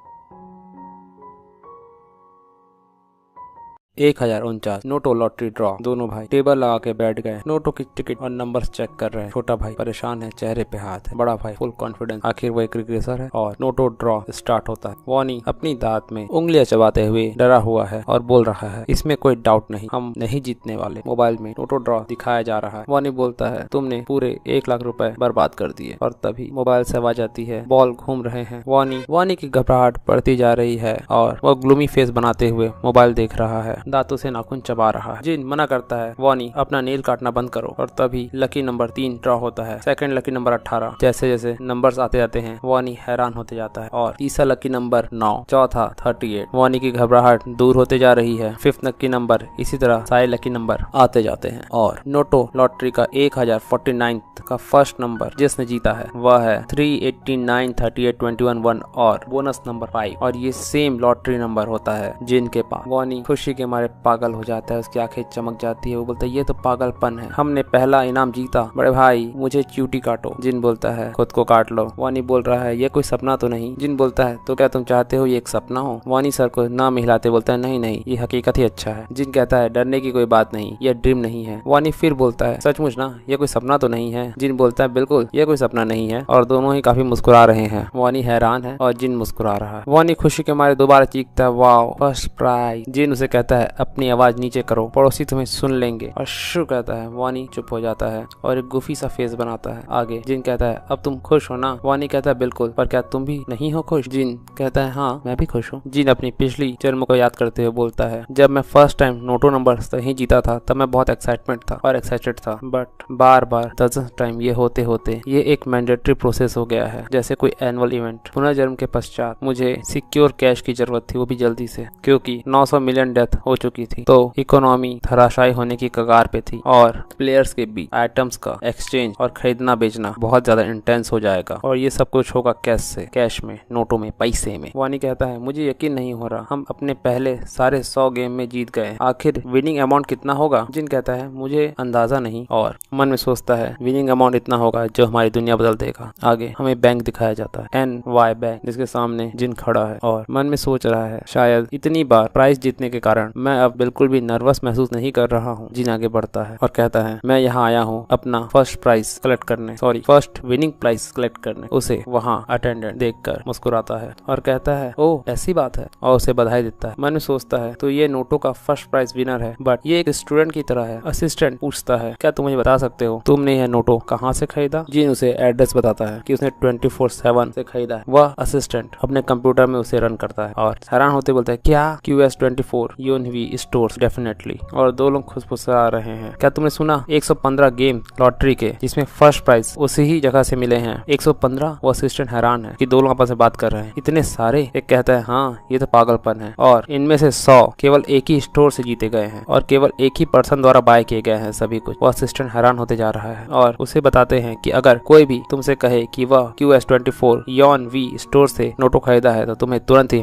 Bank के प्रेसिडेंट को बुलाना है, क्योंकि वह पर्सन VVIP पर्सन हो जाएगा। समझ गए? यह बात उस असिस्टेंट को एक बंदा बताता है। तभी जीन एंट्री लेता है और एक्सक्यूज मी कहता है। वह असिस्टेंट अपने ख्यालों से बाहर आता है और बोलता है, एक्सक्यूज मी, क्या तुम कुछ मिनट रुक सकते हो? यह बोलकर वो असिस्टेंट बैंक के प्रेसिडेंट को बुलाने के लिए चले जाता है और कुछ देर बाद खुद बैंक प्रेसिडेंट आकर बोलता है, इंतजार करने के लिए बहुत बहुत शुक्रिया। मेरा नाम जिनो है और मैं इस NY बैंक का प्रेसिडेंट हूँ। जिन अपना नाम बताता है, मैं जिन हूँ। दोनों में हैंडशेक होता है। मैनेजर उसे बधाई देते बोलता है, बहुत बहुत बधाई हो, आपने नोटो के प्राइस जीते हैं। जिन बोलता है, थैंक यू। मैनेजर बोलता है, चलिए किसी कंफर्टेबल प्लेस में चलते हैं जहाँ हम आपस में बात कर सकें। और उस बैंक की लॉटरी टिकट बिजनेस टीम के ऑफिस में दोनों जाते हैं। वहाँ प्रेसिडेंट के पीछे जिन है और वहाँ की रिसेप्शनिस्ट उसको देखकर उसका अभिवादन करती है और कहती है, मिस्टर प्रेसिडेंट आप यहाँ हैं। और मन में सोचती है कि वो कौन है जो प्रेसिडेंट के पीछे है, क्या उनका बेटा है? तभी प्रेसिडेंट बताते हैं कि ये हमारा VVIP लकी कस्टमर है जो यहाँ अपना विनिंग मनी कलेक्ट करने आए हैं। मेक श्योर तुम वो सब कुछ करो जिससे ये कंफर्टेबल हो जाए। और ऐसा करके वो जिन की तरफ इशारा करते। वह दूसरी असिस्टेंट हैरान हो चुकी है कि ये VVIP कस्टमर है, इसने 100 नोटों के लॉटरी टिकट जीते हैं। और कहते हैं वो मैनेजर की, जिन तुम बिल्कुल आराम से रहो। जिन कहता है, थैंक यू। लड़की मन में बोलती है, शांत रहो। और जिन के पास आके कहती है, nice to meet you sir, please have a seat. Jin आराम से बैठता है कंफर्टेबली। वो लड़की पूछती है, क्या मैं आपके लिए कुछ पीने का ला सकती हूँ, जैसे जूस, कॉफी, ग्रीन टी? जिन बोलता है, सब ठीक है, मैं अपना विनिंग कलेक्शन कलेक्ट करने आया हूँ। और वो लड़की कहती है, ऐसा, इन दैट केस क्या मैं आपका नोटो टिकट देख सकती हूँ सर? जिन अपने नोटो टिकट से दिखाता है और वो लड़की हैरान है, मुझे यकीन नहीं हो रहा है इसने उन सभी को सेम नंबर से स्टैम्प किया है। क्या यह भविष्य जानता है या समथिंग कुछ ऐसा ही? वो लड़की बोलती है, कंफर्मेशन कंप्लीट हो गया है, अब बिल्कुल 100 गेम्स के विनर है। जिन पूछता है, आखिर मैंने कितने पैसे जीते? लड़की थोड़ी सी संकोची होकर बोलती है, सर आपने जीते हैं अप्रोक्सीमेटली 22 करोड़ रुपए, और रकम टैक्स हटा दें तो ये है 15 करोड़ रुपए। आगे बताया जाता है कि प्राइज मनी कनेक्ट करने के बाद सब कुछ नॉर्मली स्मूथली हो गया। सबसे पहले मैंने एक घर खरीदा जहां हम दोनों मूव हो गए। जिन पेपर्स पे साइन कर रहा है। इसके बाद मैंने एक स्टॉक अकाउंट खोला। इसके बाद बिटकॉइन सर्च फास्ट टाइम, फिर मैंने कॉइन्स में इन्वेस्ट किया और आज। जिन बोलता है, वानी हमने जो घर देखा था तुम्हें कैसा लगा? वानी बोलता है, ये तो बहुत बढ़िया था, मैंने कभी भी इतना बड़ा और महंगा घर अपनी जिंदगी में नहीं देखा, मैंने सिर्फ इसे पिक्चर्स में देखा था। जिन बोलता है, तो हम वहाँ सीधे मूव करते, वहाँ सिक्योरिटी भी अच्छी है। वानी हैरान है, बड़े भाई तुमने लीज क्यों साइन किया? तुम्हारे पास तो इतने पैसे हैं कि तुम उसे डायरेक्ट खरीद सकते हो। बोलता है, मेरे पास बिल्कुल पैसे नहीं है। वानी हैरान, कुछ कह नहीं पा रहा ये सुनकर। वो बताता है कि एक्सेप्ट 1 बिलियन मैंने सारे पैसों से बिटकॉइन बाय कर लिया है, लगभग 14 बिलियन के बिटकॉइन। वानी को ये सुनकर बड़ा ही सदमा लगता है, वो पत्थर की तरह जड़ हो जाता है। जिन बोलता है, भाई मुझे पता है तुम क्या कहने वाले, बट समझो मैंने ये सब कुछ बहुत सोच के किया है। वानी भी पत्थर का बना हुआ है, उसके हाथ से टॉवल गिर रहा है, वो दुनिया से अलग हो चुका है। जिन उसे संतुष्टि देने के लिए कहता है कि तुम टेंशन मत लो, मैंने लॉटरी में 4 नंबर और देखे हैं, हम दोबारा जीत सकते हैं। तब वानी को कुछ होश आता है और उसकी आंखों में चमक आती है कि ये वही इन फेमस लॉटरी नंबर्स का ड्रीम है। वह होश में आने लगा है और वो चिल्ला के बोलता है, भाई उसे हिलाते हुए, तुम्हें वो नंबर याद है ना, उसे बिल्कुल भूलना नहीं, उन सपनों के नंबर को। जिन बोलता है, हाँ हाँ मैं उन्हें बिल्कुल नहीं भूलूंगा। जिन मन में सोचता है, तुम्हें क्या पता मैंने ये चीज कितनी बार ट्राई की है, अब मैं चाह कर भी इसे भूल नहीं सकता। और चलो बहुत समय हो गया, लंच में चलते हैं। वानी बोलता है, रेडी टू गो वेयर? और जिन बोलता है, तुम भूल गए क्या, मैंने तुमसे कहा था कि आज हम दूसरी जगह जा रहे हैं। तभी एक जोरदार पंच की आवाज सुनाई दे, कुछ टूटता हुआ दिखाई दे। ये दीवार से ब्लॉक है और ये है जिन का बुली जो एक पंच से दीवार को तोड़ रहा है। वह मन में सोचता है, मुझे लगा था यह बहुत अच्छा आइडिया है कि सब कुछ अपने स्ट्रेंथ स्टेटस में डालना। उसके चेहरे पे एक कुटिल मुस्कुराहट है, वो अपनी पंचेस को देख रहा कि आखिर वह कितना शक्तिशाली हो चुका है। और कहता है, एक पंच और दीवार पर मारते हुए, मैं सोच नहीं सकता, मैंने एक मस्कुलर स्ट्रेंथ रूइन भी ड्रॉ किया जिससे मेरे स्ट्रेंथ भी बूस्ट होकर डबल हो गई। और बिशुम बिशुम वह दीवार मार के दीवार को तोड़ते जा रहा है, दीवार के परखचे उड़ते जा रहे हैं। शायद वो अपनी शक्ति का टेस्ट कर रहा है। चेहरे में एक कुटिल सी मुस्कुराहट साइकोपैथ की तरह। और वो कहता है, इवन माइक टायसन भी मेरे न्यूक्लियर फिश से जलने लगेगा। मन में सोचता है, बहुत हो गई टेस्टिंग, अब आतंक होगा। वो अपनी मुट्ठी को भींचता है, नसें फड़क रही। आगे दिखाया दिखाया जाता। किसी बिल्डिंग की छत, कोई चिल्ला रहा है डू मीन जिन, जोर जोर से दरवाजा खटखटाने की आवाज। ये जिन का पुराना घर है और ये वही बंदा है। वह कहता है मुझे डाउट है कि वह कमीना आखिर उस गेम्स में हार गया। अपनी मुट्ठी को भींचते हुए वह बोलता है बट वह मेरे फोन कॉल्स इग्नोर कर रहा है और कहीं जाके छुप गया है। उसकी आंखों में एक खास तरह का साइकोपैथिक चमक है और बोलता है वह कमीना इंसान। इधर जिन यह सोचकर वह जिन की उस ग्लेयर को याद करता है और बोलता है मन में सोचकर कि उसे क्या लगता है वह ऐसे ही गायब हो जाएगा। गुस्सा उसकी सांसों में दिखाई दे रहा है और मन में बोलता है तुम मेरे हाथों ही मरोगे। आगे वह बंदा जोर जोर से ह्यूमन जिन के दरवाजे को पटक रहा है अपने हाथों से पाट पाट पाट पाट, बट बंद दरवाजा खुलेगा थोड़ा ही। वह मन में बोलता है भले ही हम दोनों प्लेयर्स हैं बट एक लूजर इज अ लूजर, मुझे उसके मैनर्स को फिक्स करना होगा। अचानक वह रुकता है। वह मन में सोच रहा है ये तो ऑब्वियस है कि वो अपने घर में छुपा हुआ है बट वो बाहर क्यों नहीं आ रहा। जैसे वह बंदा घर में नहीं है। वह कान लगा के सुनता है और बोलता है वेल मैंने तुम्हें पकड़ लिया। अगर मैंने सांस लेने की भी आवाज सुनी तभी वह सोचता है मैं दरवाजा तोड़ दूंगा। तभी कोई बोलता है एक्सक्यूज मी स्टूडेंट। एक बुजुर्ग बंदा बोलता है तुम मेरे दरवाजे के सामने क्या कर रहे हो। एक बुजुर्ग अंकल खड़े हैं। वह बंदा बोलता है तुमसे क्या मतलब, क्या तुम इस घर के ओनर हो। वह बाल्टी बोलता है हाँ मैं हूँ ओनर इस घर का। वह बंदा हैरान है क्या बात कर रहे हो, क्या तुम मिलने आए हो अपने दोस्त से। वह बंदा बोलता है दोस्त हाँ मेरा दोस्त कहाँ है वो। अगर तुम ओनर हो तो तुम ये डोर खोल सकते हो ना, मैं अचानक से अपने दोस्त से कांटेक्ट नहीं कर पा रहा हूँ, तुम इसे खोल दो। वह बूढ़ा बोलता है ड्रैन। वो बोलता है क्या, हैरान है और कहता है यह घर एम्प्टी है, जो यहाँ बंदा रहता था वो यहाँ से जा चुका है। वो बोलता है कहाँ, कब, कैसे। ओनर बोलता है आज ही, पर कहाँ ये नहीं पता। इधर बोलता है कब। अपनी मुट्ठी को भींचते हुए नसों में गुस्सा फड़क रहा है, नसों में गुस्सा फड़क रहा है। आखिर वह भाग गया कैसे, कुछ बोले। आगे दिखाया जाता है एक ऊंची बिल्डिंग के नीचे खड़ा है वॉनी। कहता है वाओ आओ ये कितनी है ऊंची बिल्डिंग। अपने आंखों के ऊपर रखा है उसने हाथ, आंखें हैं बड़ी बड़ी जैसे बटन हो गए हो 4। आगे स्टाइलिश लुक के साथ वह देखता है कि इसके हैं दरवाजे रिवॉल्विंग डोर वाले। जिन ने भी अच्छे कपड़े खरीद लिए, जैकेट पहना हुआ है उसने। वॉली हैरान होता जा रहा है। जिन आगे बढ़ रहा है। वॉनी देखता है ओ यहाँ एंट्री करने के लिए एक्सेस कार्ड की जरूरत पड़ती है। जिन अपना एक्सेस कार्ड वहाँ के रिसेप्शनिस्ट को देता है। एक बंदा सिक्योरिटी गार्ड बोलता है कि तुम्हारा आइडेंटिटी कंफर्म हो गया है, अब तुम जा सकते हो। वॉनी ऐसी सिक्योरिटी देख के आंखों में चमक लिए सोचता है वाओ यहाँ सिक्योरिटी भी है, और बोलता है बड़े भाई ये जगह तो बहुत ही ऑसम है। उसके चेहरे में एक बच्चे की तरह स्माइल है, आखिर वो बच्चा ही तो है। जिन उसकी खुशी देखकर हल्की सी स्माइल देता है और कहता है चलो। वॉनी भी कहता है हाँ। घर का लुक दिखाया जाता है बहुत ही लग्जरियस। वॉनी के मुंह से सिर्फ वाओ वाओ निकल रहा है क्योंकि ये जगह इतनी बड़ी है जो लगभग 3500 स्क्वायर फीट है। सुनकर वॉनी हैरान हो जाता है, क्या ये जगह कुछ ज्यादा बड़ी नहीं है हम दोनों के लिए। घर की चमचमाहट से वॉनी की आंखें चकाचौंध है। जिन बोलता है हमारे पास काफी पैसे हैं तो हम ऐसी जगह पे रह सकते हैं। वानी बोलता है इस जगह के लिए तुमने कितने पैसे दिए हैं। जिन बोलता है मैंने 5 बिलियन डिपॉजिट किया है और यहाँ का मंथली रेंट है 22 मिलियन। वानी हकलाने लगता है 20 लाख रुपए मंथली रेंट, इतना ज्यादा। उसकी आत्मा उसके शरीर से शायद बाहर जाने ही वाली है। वह मन में बोलता है अभी रिसेंटली 5,000 रुपए का कन्वीनियंस स्टोर का लंच से मेरे हार्ट बाहर आने को हो गए थे और यहाँ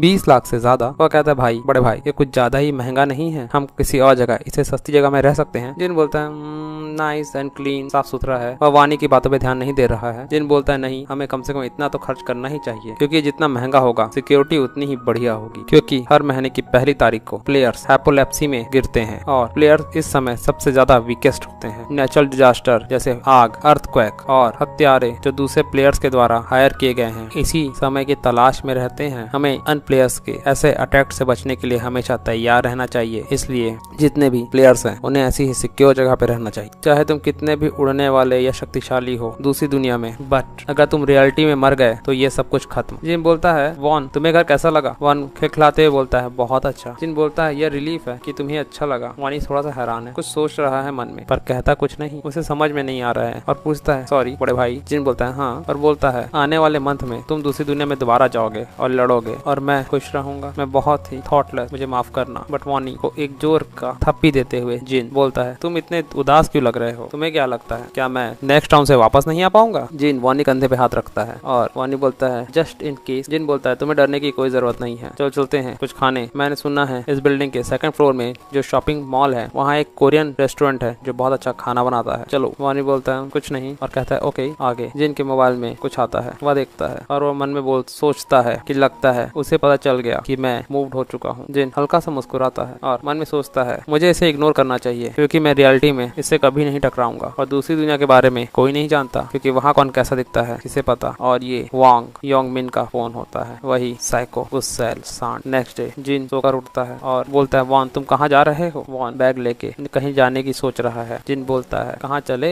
वानी बोलता है मैंने राइस केक ऑर्डर किया है तो मैं उसे लेने के लिए जा रहा हूँ। जिन कंफ्यूज, राइस केक इसने पहले तो कभी ऐसा नहीं किया था। जिन सोच रहा है कुछ तो गड़बड़ है दया। जिन मन में सोचता है हम चाहे कितनी बार भी पुनर्जन्म ले लें या रिग्रेस हो जाए, situation same to same repeat नहीं होती। बट इसने आज तक कभी राइस केक नहीं मंगाया। जिन बोलता है राइस केक क्यों। वॉन बोलता है अब हम नई जगह पे आए हैं तो हमें आसपास पड़ोसियों को राइस केक देना चाहिए ताकि हम एक अच्छे नेबर लगे, है ना। जिन बोलता है इसमें कोई बुरी बात नहीं एक अच्छे नेबर लगने में, तुमने ऐसा सोचा x expected of my little brother.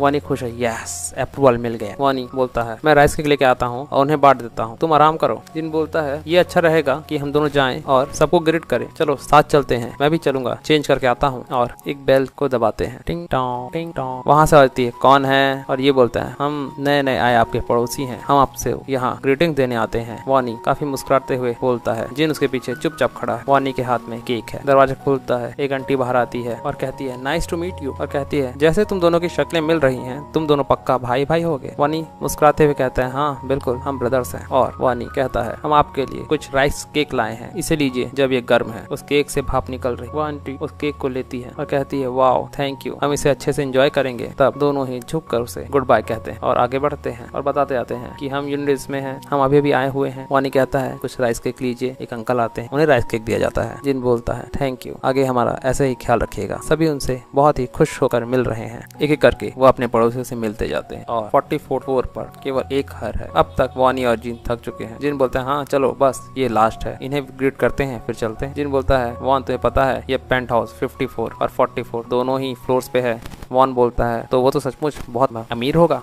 जिन बोलता है मुझे डिटेल्स तो नहीं पता बट कहते हैं वह एक रईस जादे का सेलिब्रिटी बच्चा है। घंटी बताई जाती है और कैमरे से कोई कुछ नहीं बोलता। जिन बोलता है शायद वह घर में नहीं होगा, पर दोबारा घंटी बजाई जाती है और वानी बोलता है शायद वह घर में नहीं है। तभी डोर खुलता है और वानी बोलता है ये पर्सन है एक्ट्रेस सियोन आरिन। एक सुंदर लड़की बाहर आती है। आगे क्या हुआ, आगे क्या होता है, ये एक्ट्रेस कौन है, क्या ये भी कोई प्लेयर है।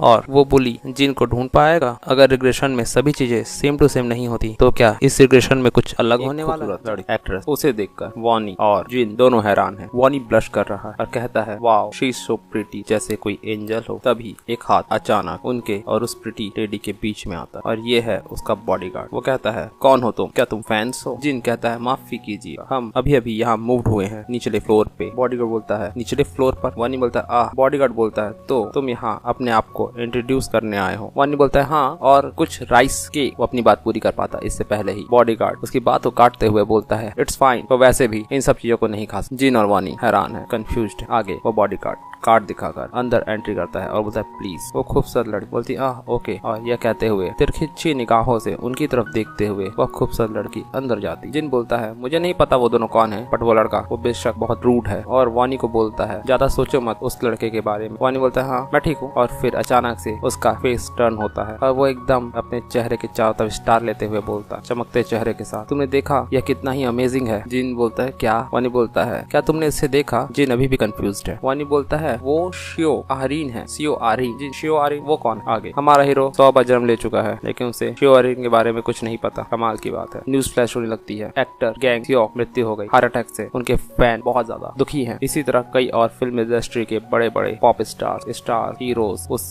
स्पेशल इवेंट में मारे जाते हैं। कई लोग अपने चल रहे प्रोग्राम से ब्रेक ले लेते हैं डर के कारण, परेशानी के कारण, एंजाइटी के कारण। और ये सभी न्यूज को स्क्रॉल कर रही है आरीन। वो कहती है हाँ आखिर इस दुनिया में क्या हो रहा है, हमें अब कुछ समझ में आ रहा है कि शियो आरीन भी एक प्लेयर बन चुकी। वह परेशान, डरी हुई है, कंफ्यूज्ड है। किसी से मैसेज में बात कर रही है। कोई पूछ रहा है आरीन तुमने वह न्यूज सुनी सियोजिन की मृत्यु हो गई। आरीन बोलती है हाँ। दूसरा बंदा पूछता है तो क्या तुम उसके फ्यूनरल में कल जाओगे। वो बोलती है हाँ जाऊंगी, मुझे जाना चाहिए, आखिर वो हमारी इतना केयर करते थे। दूसरी तरफ से कोई बोलता है हाँ हम साथ में जाएंगे। आरीन बोलती है ठीक है। आरीन बोलती है मन में आखिर सुनबे यानी कि बड़े भाई जो हमसे ज्यादा फेमस थे वो भी पहला राउंड सरवाइव नहीं कर पाए। अगर मेरे पास रूइन नहीं होता तो मेरा नाम भी न्यूज की इन घटनाओं में होता और मैं इतना दूर भी नहीं पहुंच पाती अगर मेरे पास स्पॉन्सरशिप नहीं होती मैं ऐसा पेंट हाउस कभी अफोर्ड नहीं कर सकती थी। यह सोचते हुए वो गहरी सांस लेती। हाँ, उसके पीछे उसका बॉडीगार्ड खड़ा है और बोलता है मिस आहरीन आप क्या सोच रहे हैं? आहरीन अपने ख्यालों से बाहर आके कहती है नहीं कुछ नहीं। उनका बॉडीगार्ड बोलता है इट्स ओके, आप मुझे बता सकती हैं, मैं हमेशा आपकी बात सुनने के लिए आपके साथ हूँ। आहरीन बोलती है मैं सोच रही थी ये दुनिया को क्या हो गया है और क्या मैं नेक्स्ट राउंड सर्वाइव कर पाऊंगी और इस तरह का स्टफ। उनका बॉडीगार्ड बोलता है आपको डरने की कोई बात नहीं, नेक्स्ट राउंड के लिए आपके साथ मैं रहूंगा, तो यहाँ घबराने की क्या बात है, आप इतना परेशान मत हो, आपको मुझ पर भरोसा रखना चाहिए। आहरीन मुस्कुराती बोलती है हाँ अगर मैं तुम पे ट्रस्ट नहीं करूंगी तो किस पे करूंगी। और मन में सोचती है जब कंपनी ने मुझे इस बॉडीगार्ड को दिया था तो मैं बहुत वरी कि ये मुझ पर नजर रखने के लिए दिया गया है, बट अगर यह बंदा फर्स्ट राउंड में मेरे साथ नहीं होता तो मैं फर्स्ट राउंड से निकल ही नहीं पाती। यहाँ उनकी पुरानी यादें दिखाई जाती है पहले राउंड की। बॉडीगार्ड बोलता है मैं आपको प्रोटेक्ट करूंगा चाहे कुछ भी हो जाए। आहरीन बोलती है okay thank you so much और बोलती है बाय द वे हमारे पास नीचे के माले में न्यू नेबर्स हैं और वो राइस केक बहुत ज्यादा यमी लग रहा था। बॉडीगार्ड बोलता है अगर आप ऐसे चीजें खाएंगे तो आपका वेट बढ़ जाएगा, बट वो लोग तो सिर्फ हमसे एक अच्छे पड़ोसी की तरह मिलने आए थे, शायद हमने उनकी फीलिंग्स को हर्ट कर दिया है। बॉडीगार्ड बोलता है इट्स फाइन, वो लोग हमें अगर कुछ दे रहे थे तो हमसे भी बदले में कुछ लेने की उम्मीद रख रहे होंगे। मन में आहरीन सोचती है वे लोग बुरे पर्सन तो लग नहीं रहे, बट उनमें से एक जो लगभग 15 साल का लग रहा था, ऐसा लग रहा था कि उसने 100 गॉब्लिन्स को मारा है और सरवाइव किया है ना। उनका बॉडीगार्ड बोलता है हाँ शायद। आहरीन बोलती है फिर तो ये अमेजिंग बात है कि कोई इतने क्रूअल एक्सपीरियंस के बाद भी इतना काम कैसे रह सकता। उनका बॉडीगार्ड बोलता है आपने भी 100 गॉब्लिन्स को मारा है, ये उतना भी हार्ड नहीं है, जो नहीं कर पाए वो तो केवल बेवकूफ है। आहरीन मन में सोचती है तुम स्किल्ड हो वर्ल्ड स्टैंडर्ड से भी ज्यादा, तुम ऐसा बोल सकते, पर मैं और हम उस गाय जितने स्किल्ड नहीं। हमें उनकी फ्लैश मेमोरी दिखाई जाती है ब्लैक सिंथ और वह सोचती है मन में कि मुझे तो लगभग गॉब्लिन्स के लिए बुरा लगने लग गया था जब वो गॉब्लिन्स को मारने जाता है और वो बंदा भी इस दुनिया में कोई नॉर्मल जॉब कर रहा होगा। क्या मैं सेकंड राउंड सर्वाइव कर पाऊंगी अगर मैं उसके साथ होती? यह सोचकर कांपते हुए एक हल्की दुखी और खुश भरी मुस्कान के साथ वह सोचती है मैं लकी रहूंगी अगर मैं नेक्स्ट राउंड सर्वाइव कर गई तो। जनवरी 31 ट्यूसडे 11 बजे सुबह। वानी घर की सफाई कर रहा है। जिन आता है वानी मैं घर आ गया, बड़े भाई स्वागत है तुम्हारा, क्या तुम पैसे लेकर आए? जिन बोलता है हाँ पर इस बार उतना ज्यादा नहीं था, ये लगभग होगा 50, ये होगा लगभग 15 करोड़ रुपए, पर लास्ट टाइम ये था 17 करोड़ रुपए। Oh man. वानी बोलता है तुमको नहीं लगता कि जब तुम चौथी बार जीते तो बैंक को लगा कुछ सस्पिशियस था? जिन बोलता है वेल, और वो याद करके बताता है जब बैंक मैनेजर उसे दोबारा देखता है तुम यहाँ दोबारा, तुम्हारा सीक्रेट क्या है, तुम हर बार जीत क्यों रहे हो? जिन बोलता है मैंने आपको लास्ट टाइम बताया था कि नंबर्स मेरे सपने में आते हैं। मैनेजर संकोचते हुए बोलता है काश मुझे भी ऐसे सपने आते तो कितना मजा आता। वानी भी उसकी बात को सुनकर सकपकाया हुआ है और बोलता है तो इस बार भाई तुम उन सब पैसे को बिटकॉइंस में डालने वाले हो? जिन बोलता है हाँ मेरे पैसे बढ़कर 1050 करोड़ हो चुके हैं। वानी बोलता है भाई तुम्हें उन्हें बेचना नहीं चाहिए अगर उनकी वैल्यू गिरने लगी तो? जिन बोलता है अभी नहीं वानी, मैं इसका ख्याल रख लूंगा, तुम्हें डरने की कोई जरूरत नहीं है। एक स्माइल के साथ चलो खाने चले और दोनों भाई बढ़िया सा खाना खाते हैं। रात को शॉपिंग करते हुए वापस आते हैं रात के 11:55। वानी अपने भाई का हाथ पकड़कर उसके बगल में बैठा है। जिन बिस्तर पर लेटा हुआ है क्योंकि वक्त है उस गेम में वापस जाने का और मैक्स लेवल प्लेयर बनने का। वानी बोलता है भाई तुम जिंदा वापस आओगे। जिन डोंट वरी, तुमने देखा ना मैंने बैंक टैगियो को भी ओवर पावर कर दिया था, बिल्कुल वापस आऊंगा मैं। वानी या बट स्टिल डर मत छोटे भाई, मेरे बारे में चिंता करने के बजाय जाओ थोड़ा सो लो, जब तुम उठोगे तो मैं भी उठ चुका होऊंगा। यह कहते हुए वानी सपनों की दुनिया में चला जाता है। सी यू और वेलकम बैक ब्लैक सिंथ इन प्लेयर्स वर्ल्ड। सभी प्लेयर्स उस दूसरी दुनिया में आते हैं। हम दोबारा यहाँ आ गए, वाओ ये 1 सेकंड में ही हो गया। कोई बोल रहा है हम दोबारा यहाँ हैं, दूसरा बोलता है यह वो लोकेशन नहीं ये दूसरी लोकेशन है। तभी लोगों की नजर उस पे पड़ती, अरे ये वही है जिसने पहले राउंड में फर्स्ट रैंक हासिल किया, ब्लैक सिंथ। ब्लैक सिंथ मन में सोचता है लगता है बहुत सारे पीपल मुझे रिकॉग्नाइज कर पा रहे हैं और इसलिए वो सब मुझसे एक डिस्टेंस बना के रखे हुए हैं, लगता है सभी लोग यहाँ हैं। मन में सोचता है ब्लैक सिंथ कब वो आने वाली है। तभी सभी आ चुके हैं। एक एंजल सी आवाज, राक्षसी एंजल सामने प्रकट होती। लोग बोलते हैं हाँ ये तो डिफरेंट एंजल है। ओ क्या हुआ पुरानी वाली को? एंजल एक्सप्लेन करती है वो एंजल जो इंचार्ज थी फर्स्ट राउंड की, एक एक्सीडेंट की वजह से वह नहीं आ सकती। अब यहाँ से सारा खेल मैं चालू करूँ। ह्यूमा तुम्हें चिंता करने की कोई जरूरत नहीं। और ऐसा कहकर एक कटिल से स्माइल देते हुए वो मुस्कुराती है। अब जबकि सब लोग यहाँ आ चुके हैं, राउंड 2 शुरू किया जाए। इतना कहते ही एक पॉपअप सबके सामने हाजिर होता है। टिंग टिंग टिंग टिंग टिंग टिंग। और ये है सेकंड राउंड मेन क्वेस्ट, जिसमें बताया जाता है आपको एक जोन जोन रिप्रेजेंटेटिव चुनना है 3 घंटे के अंदर और टोटल कितने जोन्स हैं इसकी जानकारी आगे दी जाती। लोग सोचते हैं हाँ एक जोन रिप्रेजेंटेटिव क्या है ये, मुझे लगा था इस बार भी हमें मॉन्स्टर से लड़ना होगा। वे देखो ये नंबर्स को, कितने सारे लोग पास हुए हैं, तो क्या हम सब भी ये राउंड सरवाइव कर सकते हैं? एंजल कहे तुम लोग बहुत ही कंफ्यूज लग रहे हो, मैं तुम्हें समझाती हूँ, सुनो कान लगा के। जैसे कि ये राउंड कॉम्बैट राउंड नहीं है, तुम्हें सिर्फ और सिर्फ एक अपने जोन का रिप्रेजेंटेटिव चुनना होगा, दैट्स ऑल। और अगर तुम जोन रिप्रेजेंटेटिव बन जाओगे तो तुम लोगों को फोर्स कर सकते हो कुछ भी करने के लिए, जैसे रेंगने या मरने के लिए। है ना ये कितनी ज्यादा अमेजिंग अथॉरिटेटिव पावर। लोग गुस्से, कंफ्यूजन, हैरानी के साथ उस एंजल की बातें सुन रहे हैं। एंजल कहती है अब से 3 घंटे बाद हम वोट के लिए यहाँ मिलेंगे, तुम्हें तो बस चुनना है एक जोन रिप्रेजेंटेटिव। एक बंदा पूछता है क्या बस इतना ही और कुछ नहीं? एंजल बोलती है हाँ इतना ही, तुमने अपना वोट दिया और तुम पास होके अपनी दुनिया में वापस लौट जाओगे। ये एक तरह का एक रेस्ट राउंड है। लोगों के बीच हर्षोल्लास का माहौल है, ये you can pass just by voting. इस बार हमें मरने की जरूरत नहीं है, we don't die to fight, it's too easy compare to last round. Angel तो आपस में डिस्कस कर लो, तुम्हारे पास 3 घंटे हैं, कौन होगा जोन रिप्रेजेंटेटिव? काउंटडाउन दिखाया जाता है स्क्रीन पर। लोग वही खुश हैं कि जोन रिप्रेजेंटेटिव चुनना है 3 घंटे में, वाह वाह वाह। और यहाँ सैंगमैन, इसको हम गुस्सेल बोलेंगे, नाम याद रखने में आसानी हो। गुस्सेल अपने दांत को भींचते हुए बोलता है I was really prepare to fight. कितना बोरिंग है ये। योंगमिन का लैकी बोलता है योंगमिन जस्ट जाने दो, कंप्लेंट मत करो। योंगमिन बोलता है मैंने अपनी सारी शक्ति स्ट्रेंथ पे डाल दी है और मैं उसे उपयोग भी नहीं कर पा रहा हूँ, ये बहुत ज्यादा फ्रस्ट्रेटिंग है, इट्स सो फ्रस्ट्रेटिंग। कोई मन में सोचता है इसके स्ट्रेंथ स्टेटस, आई गेस उसे रूइन और स्ट्रेंथ मिला है। देन योंगमिन रूइन और ये सिचुएशन सब कुछ वैसे ही हो रहा है जैसे पहले होता। वे सभी बात करेंगे कि किसको वोट देना है अगले 3 टाइम, पर वो इम्पोर्टेंट नहीं है अभी, क्योंकि अगर यहाँ पे एक मेन कोर्स है, क्वेस्ट है, तो यहाँ सब क्वेस्ट भी होगा। और सेकंड राउंड सब quest slash hidden quest is class selection to obtain a class. और ये करने के लिए मुझे रीच करना होगा लेवल 10, जितनी जल्दी हो सके उतनी जल्दी। एक गॉब्लिन छुपा हुआ है झाड़ियों में, जिन कम इधर आओ। और एक चीख के साथ गॉब्लिन आगे बढ़ता है, बट जिन उसे एक स्लैश में तबाह कर देता है और वो एक हॉब गॉब्लिन को डिफीट कर चुका है। करंट किल काउंट है 1, मारने हैं 100। ट्रिपल एक्सपीरियंस बफ मिला है, एक्सपीरियंस 9%, गोल्ड 15 और सभी स्टेज 1% बढ़ गए हैं क्योंकि रून ऑफ स्लॉटर का ये इफेक्ट है।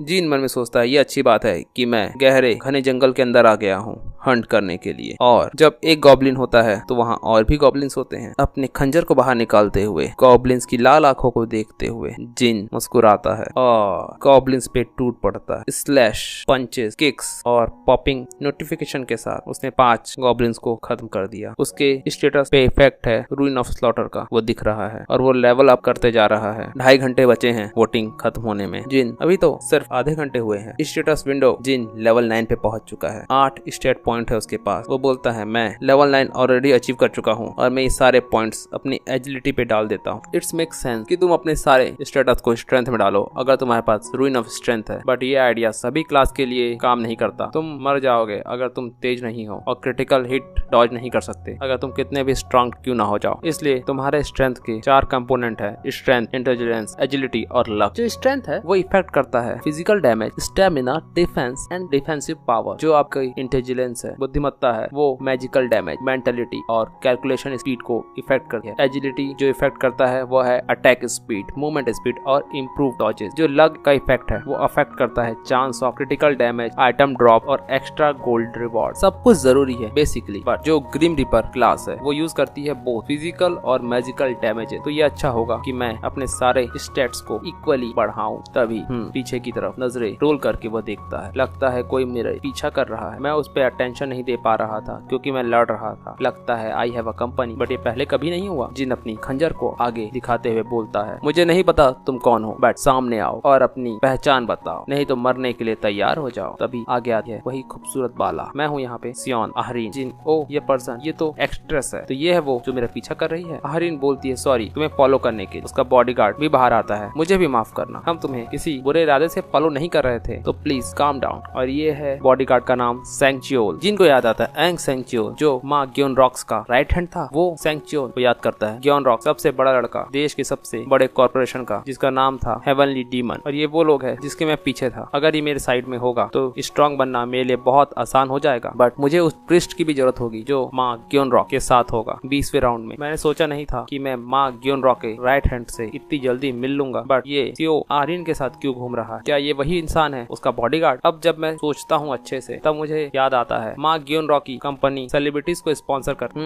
फिर भी वो बोलता है तुम कितने देर से मुझे फॉलो कर रहे हो? जी मुझे पसंद नहीं अगर फ्यूचर बदलता है, इससे मेरी प्लानिंग फेल हो जाती है। जिनको जवाब मिलता है शुरू से जब तुम फॉरेस्ट में एंटर किए तब से हम तुम्हारे पीछे आ रहे हैं। आर्यन बोलती है सॉरी, क्या हमने तुम्हें अपसेट कर दिया? तुम मुझे फॉलो क्यों कर रहे हो? जिन बोलता है। आर्यन बोलती है कोई बुरी नियत नहीं है, हम तुम्हें कुछ ऑफर देना चाहते हैं। An offer? ओके हाँ, तुम फर्स्ट आए हो फर्स्ट राउंड में, सो उसकी बात को पूरा करते हुए बोलती है क्या हम आपस में टीम बना सकते हैं? जिन हाँ, टीम ये वर्ड तभी एप्लीकेबल होगा जब मुझे तुमसे भी कुछ फायदा होगा। मुझे तुम जैसे लोगों की जरूरत नहीं। जिन बोलता है मैं खुद ही काफी, तो अपना टाइम वेस्ट करना बंद करो और जाओ यहाँ दफा हो जाओ, मेरी कोई इच्छा नहीं है तुम्हारे साथ टीम बनाने करके। जिन मुड़ता है और आगे बढ़ता है। बॉडीगार्ड क्या घटिया, हाउ एरोगेंट। आर्यन कांपते हुए नीचे गिर जाती है। हाँ, बॉडीगार्ड बोलता है आर्यन मिस आर्यन। आर्यन बोलती है फर्स्ट वही पहले राउंड में उसका ऑरा कितना इमिटेटिंग है। बॉडीगार्ड बोलता है इमिटेटिंग मुझे तो नहीं लगा, बट अगर तुम्हारे चेहरे पे कोई चाकू रखेगा तो उसे डर नहीं लगेगा। आर्यन बोलती है मैं चाहती थी मैं उसके साथ सेम टीम में रहूं, बट वो वर्क नहीं किया। उसका बॉडीगार्ड बोलता है मैंने क्या कहा था आपसे, जो लोगों का स्ट्रॉन्ग ईगो होता है वो टीम वर्क पे काम नहीं करते। तभी हाँ, ये तो बड़ी शर्म की बात। ये शर्म की बात नहीं है, उस गाय को फॉलो करके हम अपना टाइम वेस्ट कर रहे हैं। आर्यन बोलती है नहीं, मुझे नहीं लगा था कि फॉरेस्ट में मॉन्स्टर होंगे, क्या हमें भी बचे हुए समय में मॉन्स्टर को हंट करना चाहिए? बॉडीगार्ड बोलता है बुरा आइडिया नहीं है, चलो करते। और एक गॉब्लिन इधर उधर देख रहा, एक स्लैश और गॉब्लिन तबाह। जिन सोच रहा है मैं वैसे ही बहुत बिजी हूँ, मैं टीम में नहीं काम कर सकता, अभी जो सबसे ज्यादा जरूरी है वो है लेवल अप करना। और उसने अब तक 60 गॉब्लिन्स मार दिए और गॉब्लिन्स आते हैं, पर ये गॉब्लिन्स नहीं, ओ ग्नूल्स हैं इतने सारे एक साथ, मेरा तो लकी दिन है। ये कहकर उन ग्लून्स पे वो अटैक करता है, ग्लून्स उस पे अटैक करते हैं और स्लैश स्लैश स्लैश ग्नूल मर चुके। 65 लेवल अप। अब हमारा हीरो पहुंच चुका है लेवल 10 पर। वक्त है क्लास सेलेक्ट और नोटिफिकेशन पॉपअप होता है क्लास सिलेक्शन। तुम लेवल 10 पे पहुंच चुके हो। एडवांसमेंट के लिए सारी कंडीशन मिल चुकी है, अब तुम यूज कर सकते हो शॉप का। यहाँ एक हिडन सब क्वेस्ट है और एक नोटिफिकेशन पॉपअप होता है फाइनली एडवांसमेंट राउंड 2 सब quest advance before voting time. इससे तुमको मिलेगा एडवांस आइटम अप 10 क्लास के लिए और जीतोगे successfully daily item 50% sale ticket. Jin मन में सोच रहा है, जो लोगों ने सब क्वेस्ट पहली बार देखा था वो यूजुअली कंफ्यूज्ड हो गए थे। Acquired advancement item just raising my level design enough, ये क्या है? Oh it is not going to tell us what class we are. यहाँ कौन कौन से क्लासेस, क्या ये हमें इसके बारे में नहीं बताएंगे? सबको पता है कि एक क्लास में चुने जाना बहुत अच्छा है, बट किसी को नहीं पता कि how to obtain advancement item. और आपका एडवांसमेंट आइटम स्पेशल कंडीशन मिलने पर आपको प्राप्त होता है। जैसे वॉरियर को उनकी स्ट्रेंथ बढ़ानी है जब वो लेवल 10 पे हो, उसके लिए उन्हें किल करना होगा 30 monster within the same time hour, तभी उनको उनका एडवांसमेंट आइटम मिलेगा। वैसे ही बजरकर को जरूरत होगा उस समय में हंट करना जब उनका खून बह रहा। असैसिन को मॉन्स्टर को मल्टीपल टाइम स्टैप करना होगा, वो पीठ में सूरा घोप कर। किसी को भी अपना एज एडवांसमेंट अगर आइटम चाहिए तो उस क्लास से रिलेटेड काम करने। शुरू में मैं भी डिफरेंट मॉन्स्टर्स को ट्रैक डाउन करता था और उनसे डर कर फॉरेस्ट में छिप जाता था और इससे मुझे मिला हंटर क्लास। बट जब मैंने रीपर क्लास के बारे में सुना तब से मैं रीपर क्लास में ही जाना पसंद करता और वो यूज करता है उस एंजल के खून जो उसे फर्स्ट राउंड में मिला था। और पता चलता है तुमने यूज किया है एडवांसमेंट आइटम, तुम्हारी क्लास कभी भी चेंज नहीं हो सकती, सो सेलेक्ट कॉशियसली। क्या तुम बनना चाहते हो रीपर? और यस के साथ ही उस सुनहरी रोशनी में जिन बदलता है डार्केस्ट पर्सन द रीपर और उसे मिलता है रीपर रूइन। दिन के समय तुम्हारी अटैक स्पीड डबल होगी और रात में तुम्हारे अटैक स्पीड 50% बढ़ जाएगी। रात में तुम्हें खोजना भी मुश्किल होगा। वह सुनहरी रोशनी अब एक लाल रोशनी में बदल, वह रूइन एब्जॉर्ब हो चुका है जिन के शरीर और उसे मिलता है रीपर्स का सेंस, यानी कि रीपर की हंसिया। जिन मन में सोचता है मुझे दोनों मिल गए, रूइन और वेपन और 50% सिल्टिक। अब उसका रैंक बिगनर से अप्रेंटिस हो चुका है। स्टेटस विंडो में नई जानकारी दिखाई दे, जिनका नाम ब्लैकसन। उसका रैंक है अप्रेंटिस लेवल 10 रीपर क्लास और एजिलिटी 31। 6 पॉइंट उसके स्टेटस में भी पड़े हुए। जिन बताता है कि प्लेयर्स को 6 रैंक में डिवाइड किया गया है। सबसे नीचे आता है बिगनर, फिर अप्रेंटिस, उसके ऊपर रेगुलर, उसके ऊपर लेवल 40 पे एक्सपर्ट, लेवल 60 पे मास्टर और लेवल 99 पे ग्रैंड मास्टर। गेम की तरह आपका रैंक बढ़ेगा, आपके पर्क्स बढ़े और आपको आपकी क्लास रिलेटेड स्किल भी अनलॉक होती जाएगी। और जिनको यहाँ मिलता है इंसिग्निया ऑफ डेथ की स्किल। इंसिग्निया ऑफ डेथ में बताया जाता है इंसिग्निया ऑफ डेथ की स्किल में यह है कि जो टारगेट है और कास्टर वही इस साइन को देख सकता है। टारगेट की हेल्थ को को कुछ नहीं होगा, लेकिन जब भी अटैकर या कास्टर अटैक करेगा तो टारगेट की हेल्थ 100% डैमेज लेगी। बट एक इंसिग्निया एक बार में एक समय पर एक टारगेट पर ही लगाई जा सकती है। और रीपर सिंथ के बारे में बताया जाता है, जो हम आगे जान। जिन मन में सोचता है अगर तुम एडवांस नहीं लेते तो हमेशा बिगनर्स लेवल पे ही लटके रहोगे, तो अच्छा है एडवांस जितनी जल्दी हो सके उतनी जल्दी। पापा होता है तुम पहले प्लेयर हो जो एडवांसमेंट लिए हो, तुम्हें एक रैंडम गोल्ड पाउच मिला है एज फर्स्ट एडवांसमेंट रिवॉर्ड। और फर्स्ट प्लेयर एडवांसमेंट को मिलती है एक skill, you learn the neutral skill tracking. से ट्रैकिंग की स्किल मिलती है, इससे वो ट्रैक कर सकता है डिजायर पर्सन की लोकेशन, जिसके प्राइस है 20,000 गोल्ड। जिन मन में सोचकर खुश हो रहा है आखिर मुझे 20,000 गोल्ड के जितनी एक स्किल मिल गई है ट्रैकिंग, चलो इसे टेस्ट किया जाए। ट्रैक वो मन में सोचता है और वांग मिन को ट्रैक करता है। नोटिफिकेशन आता है निक नेम और फेस मैच हुआ, tracking target location confirm, player Wang Min location 190 metre, target से वो 190 मीटर दूर है और एक एरो दिखाई देता है, इस एरो पे जाओ और वो 190 मीटर पे तुम्हें मिल जाएगा। जिन मन में सोचता है ओ तो वो गुस्सेल भी इस जंगल में आ चुका है। वो मन में सोचता है पिछले अटेम्प्ट्स में वो 2 किलोमीटर दूर था, चलो देखते हैं वो कर क्या रहा है। आगे वो बॉडीगार्ड और आहरीन भाग रहे, घायल है। आहरीन हाफ रही है, गिर जाती है, मैं और नहीं दौड़ सकती, मेरे पैर। बॉडीगार्ड बोलता है मिस आहरीन हमें भागना होगा, नहीं तो वो हमें पकड़ लेंगे, अब वो खड़ा होना होगा। अगर आपको तकलीफ हो रही है तो भी आहरीन मुझे माफ करना, जहाँ मुझे तीर से चोट लगी है वो एक जलन सी महसूस हो रही है, आग लगी है ऐसे। उसका बॉडीगार्ड बोलता है ये एक थ्योरी है, बट अगर हम इस वर्ल्ड में हर्ट होते हैं तो हमारी रियल बॉडी भी हर्ट होगी उस वर्ल्ड में, तो हमें यहाँ किसी तरह भी सर्वाइव करना होगा घर पहुँचने से पहले। आहरीन बोलती है समझ गई, मैं कोशिश करती हूँ। तभी पीछे से कोई बोलता है कहाँ तुम जा रहे। दोनों की आंखें बहुत चौड़ी और घबराई, और यहाँ होता है वही गुस्सेल योंग मिन, लगता है तुम्हें ज्यादा दर्द नहीं हो रहा। बॉडीगार्ड मन में सोचता है डैम इट, इस कमीनी लड़की की वजह से मैं पकड़ा गया। यहाँ हमें उस बॉडीगार्ड का डुअल फेस दिखाई देता है, कहाँ वो बाहर से अच्छा बोलता है और यहाँ कमीनी लड़की। क्या मेरे पास कोई और चॉइस है लड़ने के अलावा? और वो अपने खंजर को बुलाता है। योंग मिन ओहो तो ये बूढ़ा इंसान लड़ना चाहता है, वो भी हमसे। अपनी उन आंखों से देखो हम कितने लोग हैं, तुम्हें दिखाई नहीं देता? वह चीखता है तुम ऐसा क्यों कर रहे हो कमीनो, हमने तुम्हारा क्या बिगाड़ा है? तुमने कुछ नहीं किया है तो तुम हम पे अटैक क्यों कर रहे हो? वो बोलता है बस हमें कुछ करना था इसलिए हम अटैक कर रहे हैं। बॉडीगार्ड हैरान है व्हाट? तभी वो बोलता है ये लड़की जो तुम्हारे बगल में, हमें तुम्हारी कोई जरूरत नहीं, हमें ये लड़की चाहिए, हमें चाहिए सियो आरिन। तभी टकलू बोलता है क्या ये सियो आरिन ही है? दूसरा बंदा बोलता है क्या तुम उसके निकनेम से नहीं बोल सकते, ये सियो आरिन ही है। दूसरा बोलता है कहीं कोई दूसरी लड़की तो नहीं जो आरिन के फैन हो और उसके साथ व्यवहार कर रही है। सियोंग मिन बोलता है अगर तुम आरिन को छोड़ देते हो बूढ़े आदमी तो हम तुम्हें जाने देंगे। बॉडीगार्ड मन में सोचता है तुम्हें पहले ही बता देना था कि तुम्हारा टारगेट आरिन है शुरू से ही, अगर तुम ये मुझे बता देते तो मैं उसे पहले ही छोड़ देता बिना एक सेकंड गंवाए भी। मैं किसी लड़की के कारण मरना नहीं चाहता, ये सब वो मन में सोच रहा। तिरछी नजरों से आरिन को देखता है, बट यहाँ एक प्रॉब्लम, अगर मैं आरिन को प्रोटेक्ट नहीं कर पाऊंगा तो मैं डॉक्टर माँ ग्योंगलो को डिसअपॉइंट कर दूं, इसलिए मुझे लड़ना होगा। ओ यंग ओल्ड मैन तुम लड़ना चाहते हो? अच्छा। बॉडीगार्ड बोलता है तुम्हें पता है ना तुम जो कर रहे हो वो क्रिमिनल है। क्रिमिनल? कैसा क्रिमिनल? यहाँ कोई लॉ नहीं, कौन रिपोर्ट करेगा असली दुनिया में? यहाँ क्या हुआ, क्या तुम इसे प्रूव कर सकते हो? क्रिमिनल ये जो चेहरा मेरा है ये शायद मेरा चेहरा।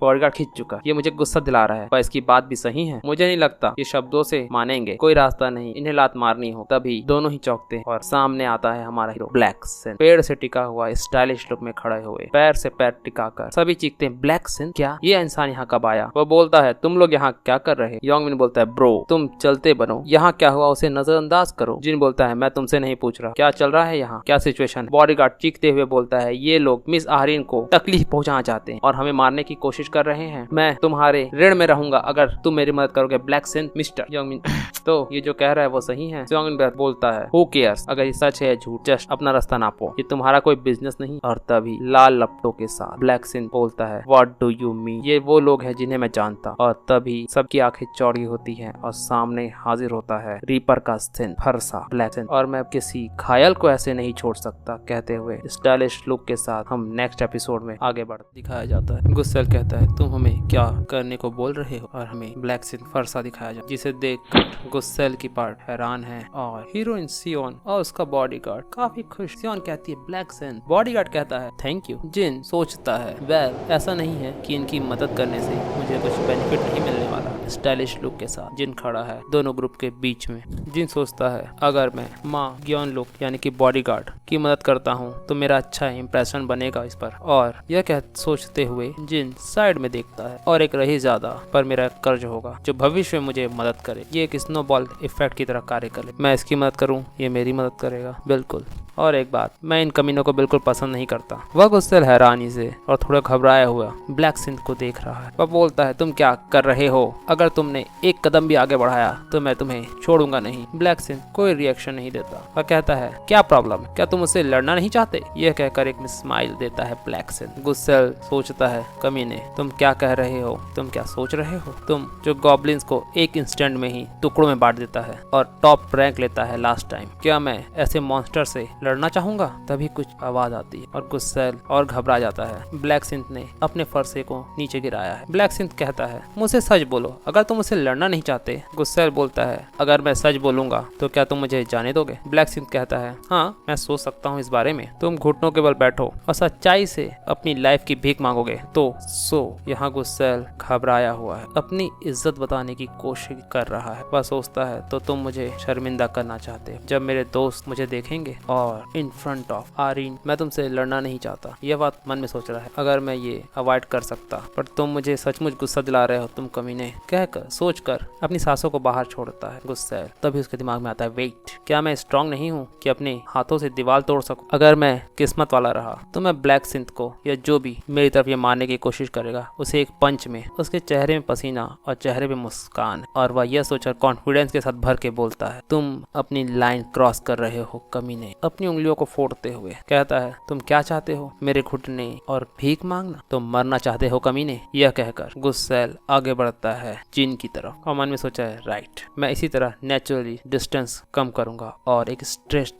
पंच इसके चेहरे पे मारूंगा। ये सोचकर वह इमेजिन करता है एक पंच जिन के चेहरे पर और सोचता है, और वह इसे सरवाइव नहीं कर पाएगा। कोई भी ह्यूमन उस पंच को इग्नोर नहीं कर सकता या सह नहीं सकता जो दीवार तोड़ सकता है। बट तभी जिन समन करता है, अपने हंसिए को गायब करता है। गुस्सेल बोलता है, तुम क्या कर रहे हो? अपने वेपन को गायब क्यों कर रहे हो? ब्लैक सिंथ कहता है, ये बहुत ज्यादा अनफेयर होगा। तुम बेयर हैंड हो, निहत्थे, और मैं हथियार के साथ, है ना? इतनी आसानी से जीतना बहुत बोरिंग होगा। गुस्सेल अपने दांतों को भींचते हुए कहता है, चिल्लाते हुए, तुम बहुत ज्यादा ही रिडिकुलस बातें कर रहे हो दोस्त। यह कहकर वो आगे बढ़ने की कोशिश करता है, बट जिन एक स्पीड के साथ दोनों के बीच के गैप को कम करके गुस्सेल की तरफ बढ़ता है। गुस्सेल मन में सोचता है, बेवकूफ, तुम अपने वेपन को छोड़ चुके हो और अपना हेड इस तरह मेरे सामने ला रहे हो। यह कहकर वो एक मुक्का बनाता है और ब्लैक सिंथ की ओर मारता है, डाई। बट उसके पंच से पहले ही ब्लैक सिंथ वहां से गायब हो चुका है। यहाँ गुस्सेल की आंखें हिल जाती हैं और वह मुंह को बंद कर चुका है क्योंकि एक जोरदार किक ब्लैक सिंथ की उसके पेट पे पड़ती है। वह दूर जा गिरता है। उसने अपने पेट को पकड़ रखा है और कहता है, तुम कमीने।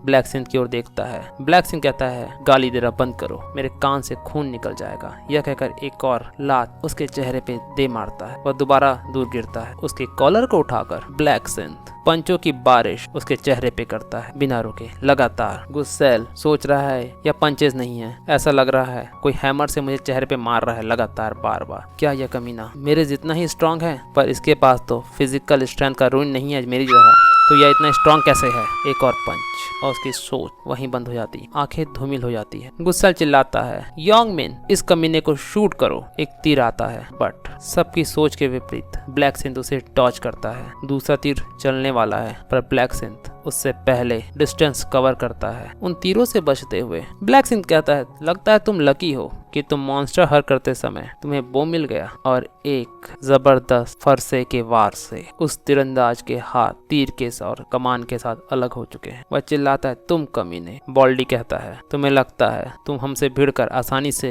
निकल जाओगे, तुम मरोगे। कहकर उसकी तरफ वह आगे बढ़ता है। ब्लैक सिंथ ने अपना मृत्युदंड ला रखा है। उसकी तरफ देख के मुस्कुराता है लाल आंखों के साथ और कहता है, इंसिग्ना ऑफ डेथ। इंसिग्ना ऑफ डेथ का चिन्ह उस बाल्टी के ऊपर आ चुका है और ब्लैक सिंथ अपने हथियार को चलाता है। इसके साथ ही ब्लैक सिंथ के फरसे ने आकाश को लालिमामय कैद कर दिया और उस टकले की टांगे गायब। वह जमीन चाटने लगा। दूसरा बंदा यह देख के घबरा गया और इससे पहले वह कुछ समझ पाता, ब्लैक सिंथ उसकी ओर दौड़ चुका। कोई कहता है, मुझ पर अटैक कर रहे हो, वो भी वेपन के साथ। मतलब कुछ रिजॉल्व होगा तुम्हारे अंदर। वो सोच पाता उससे पहले ही उसकी हाथ के शरीर से अलग एक लाल रोशनी चलती है और बॉडी पार्ट्स अलग होते जाते हैं। एक चीख गूंजती है इनसिग्मा ऑफ डेथ उसके ऊपर, बट जिन को इन सब से कोई फर्क नहीं पड़ रहा। वह सोच रहा है जैसा मैंने सोचा था, insignia of death it has a 2x damage buff, तो मैं एक बार में ही आर्मर कट कर सकता हूँ। चारों तरफ बॉडी पार्ट अड़ग है। गुंडा पार्टी जमीन पर गिरी हुई, किसी के पैर नहीं, किसी के हाथ नहीं। चीखों की आवाज है, केचप के निशान है और ब्लैक सिंथ की सोच। यह बहुत आसान था। हवाओं में दहशत है ब्लैक सिंथ की। वह सोचता है बट मैं इसे इस तरह से एंड नहीं कर सकता, मुझे इनके मन में डर भरना होगा। यह सोचकर अपने हथियार को वो मजबूती से पकड़ता है। ये देखकर एक बंदे की चीख निकल जाती। ब्लैक सिंथ सोच रहा है इतना डर भरना होगा कि दोबारा मेरी ओर रेंगते हुए कभी ना आ सके। दर्द में कराते हुए लोग कह रहे हैं प्लीज रुक जाओ, मुझे लग रहा है मैं मर जाऊंगा, प्लीज मुझे छोड़ दो। ब्लैक सिंथ कहता है स्टॉप रोना। कहता है तुम नहीं मरने वाले सिर्फ इतने से। ब्लैक सिंथ डर भरने के लिए उनकी बॉडी को जगह जगह से काट रहा है। वह सोचता है इन बंदों का काम हो गया फिनिश, अब बारी है। यह कहकर उसकी लाल पुतलियां जाती हैं गुस्सेल की तरफ। वह कहता है इसका कोई मतलब नहीं, तुम जितना भी मुझसे बचना चाहो। पेड़ के पीछे डर से सूजे हुए मुंह के साथ छुपा हुआ है गुस्सेल, अपने हाथ में हथियार लिए। गैंग कहता है यहाँ कोई एक्सेप्शंस नहीं और अपने फरसे को दोबारा चला एक बार और। गुस्सेल के हाथ के सामने से फरसा गुजरता, एक चीख गूंजती है। गुस्सेल का हाथ अलग हो चुका है। केचप चारों तरफ फैल रहा है। कैंग कहता है स्टॉप, बच्चे की तरह रोना बंद करो। ये इतना भी दर्दनाक नहीं है। जिन को याद आता है कैसे ये लोग स्कूल में उसको ह्यूमिलेट करते थे कंपेयर टू उस दर्द के जो मैंने तुम्हें दिया है। दूसरा हाथ भी अलग हो चुका है। चीख दोबारा वेदर में गूंज रही। शिन और ग्योंग लोक व बॉडीगार्ड सिर्फ देख रहे हैं साइड में खड़े हुए। बॉडीगार्ड सोच रहा है कि इसने 2 हाथ काट दिए, वो भी इतनी बेरहमी से। ऐसे अपोनेंट जो हार चुके हैं उनके ये कुछ लोगों को बहुत हार्श लगेगा, बट मुझे तो ये बहुत ही कूल हेडेड लग रहा है। चीख दोबारा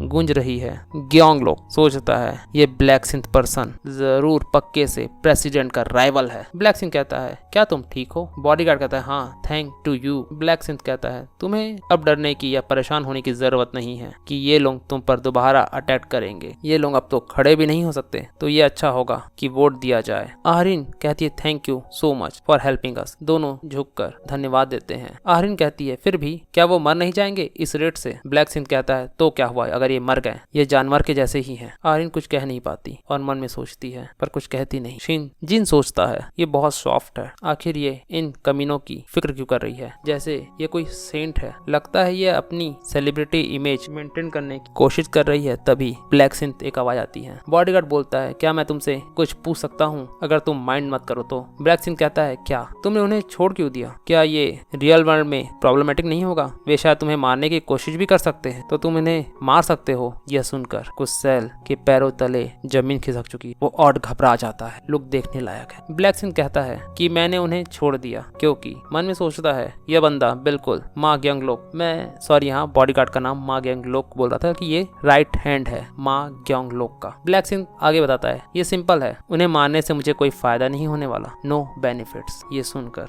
उस गुंडा पार्टी के खुशी भी होती है, दुख भी होता है, कंफ्यूजन सा महसूस होता है कि वो किसी वैल्यू के नहीं। बॉडीगार्ड बोलता है फिर भी उन्हें जिंदा छोड़ देना क्या भविष्य में तुम्हें परेशान नहीं करेगा? जिन उनकी तरफ देखता है परेशान, वो कांप रहे हैं। क्या ये लोग भविष्य में मुझे परेशान कर सकते हैं? ब्लैक सिंथ कहता है पॉपुलेशन कम करने से कोई फायदा नहीं होने वाला क्योंकि पार्टिसिपेंट्स की पॉपुलेशन वैसे भी आगे चल के कम हो जाएगी। बॉडीगार्ड कहता है और सोचता है हाँ ये तो बात सही है। अगर नंबर ऑफ पार्टिसिपेंट्स कम हो जाएंगे तो भविष्य में नंबर ऑफ प्लेसेस भी तो कम हो जाएंगे। इसकी सोच सही है। ये इन सब चीजों को भी सोच रहा है। ये इस गेम को बहुत अच्छे से समझ पा रहा है जैसा बाकी लोग नहीं समझ पा रहे हैं। Very impressive. मैं आपकी बात समझ गया कहते हुए हम इन लोगों पर ध्यान नहीं देंगे। ब्लैक सिंथ कहता है ठीक है मैं चलता हूँ। बॉडीगार्ड उसे फिर रोकता है वेट ब्लैक सिंथ, अगर तुम अपना अकाउंट नंबर मुझे बता दो तो मैं तुम्हें कंपनसेशन रियल वर्ल्ड में भेज दूंगा। ब्लैक सिंथ कहता है फॉरगेट अबाउट इट। यहाँ पे बॉडीगार्ड सोचता है इसने हमारी मदद की और किसी तरह का कंपनसेशन भी नहीं चाहता। कमाल का बंदा है ये। मैं इसे प्रेसिडेंट को जैसे ही बाहर जाऊंगा रिपोर्ट करूंगा। तभी एक कराहने की आवाज आती है और वह गुस्सेल कांप रहा है। बॉडीगार्ड मन में सोचता है हाँ मैं इसे मारना चाहता हूँ बट मैं अपने आप को रोक लेता हूँ। जैसा ब्लैक सिंथ ने कहा ये हमें कोई फायदा नहीं करेगा। वह एक थूक गुस्सेल के ऊपर थूकता है और कहता है लेट्स गो आहरीन। आहरीन के पीछे चली जाती है। लोग चिल्ला रहे हैं, please give me all your votage, please vote for me, if you vote for me as the region representative I will do well. कोई बोल रहा है कि मैं अच्छा करूंगा, मुझे वोट दो, कोई बोल रहा है मुझे वोट दो। लोग आपस में झगड़ रहे हैं, एक दूसरे की कॉलर पकड़ रहे हैं, बट कोई नतीजा नहीं निकल रहा है। तभी कोई कहता है रुक जाओ, मेरे पिता कांग्रेस मेंबर हैं, तो तुम्हें मुझ जैसे को वोट देना चाहिए, मोटा बोलता है। और ऐसी फालतू बात करते हुए लोगों के बीच झगड़ा चल रहा है। तभी कोई चिल्लाता है एवरीवन। लोग पीछे देखते हैं, सिर्फ 2 घंटे बचे हुए हैं वोटिंग के, और ये बंदा है मिंट चॉकलेट बॉय। हमें अपना टाइम ऐसे वेस्ट नहीं करना चाहिए, we need to hurry and vote देना चाहिए। लोग कह रहे हैं तो हम कैसे डिसाइड करें किसको वोट देना है, बताओ। चॉकलेट बॉय बोलता है मेरे पास एक सॉल्यूशन है, मुस्कुराहट के साथ बोलता है, और मन में सोचता है ये लोग मेरी बातों का फॉलो कर रहे हैं एज एक्सपेक्टेड, लोग दोबारा मेरी बातों में गिर रहे हैं। वो बंदा क्रीपी सी स्माइल देता है, क्योंकि उस बंदे के पास है परसुएशन रुइन। तो क्या ये बंदा अपने पक्ष में वोट दिलवा पाएगा कि ब्लैक सिंथ इसका भी काम तमाम कर देगा? जानने के लिए बने रहे हमारे साथ, मिलते हैं 100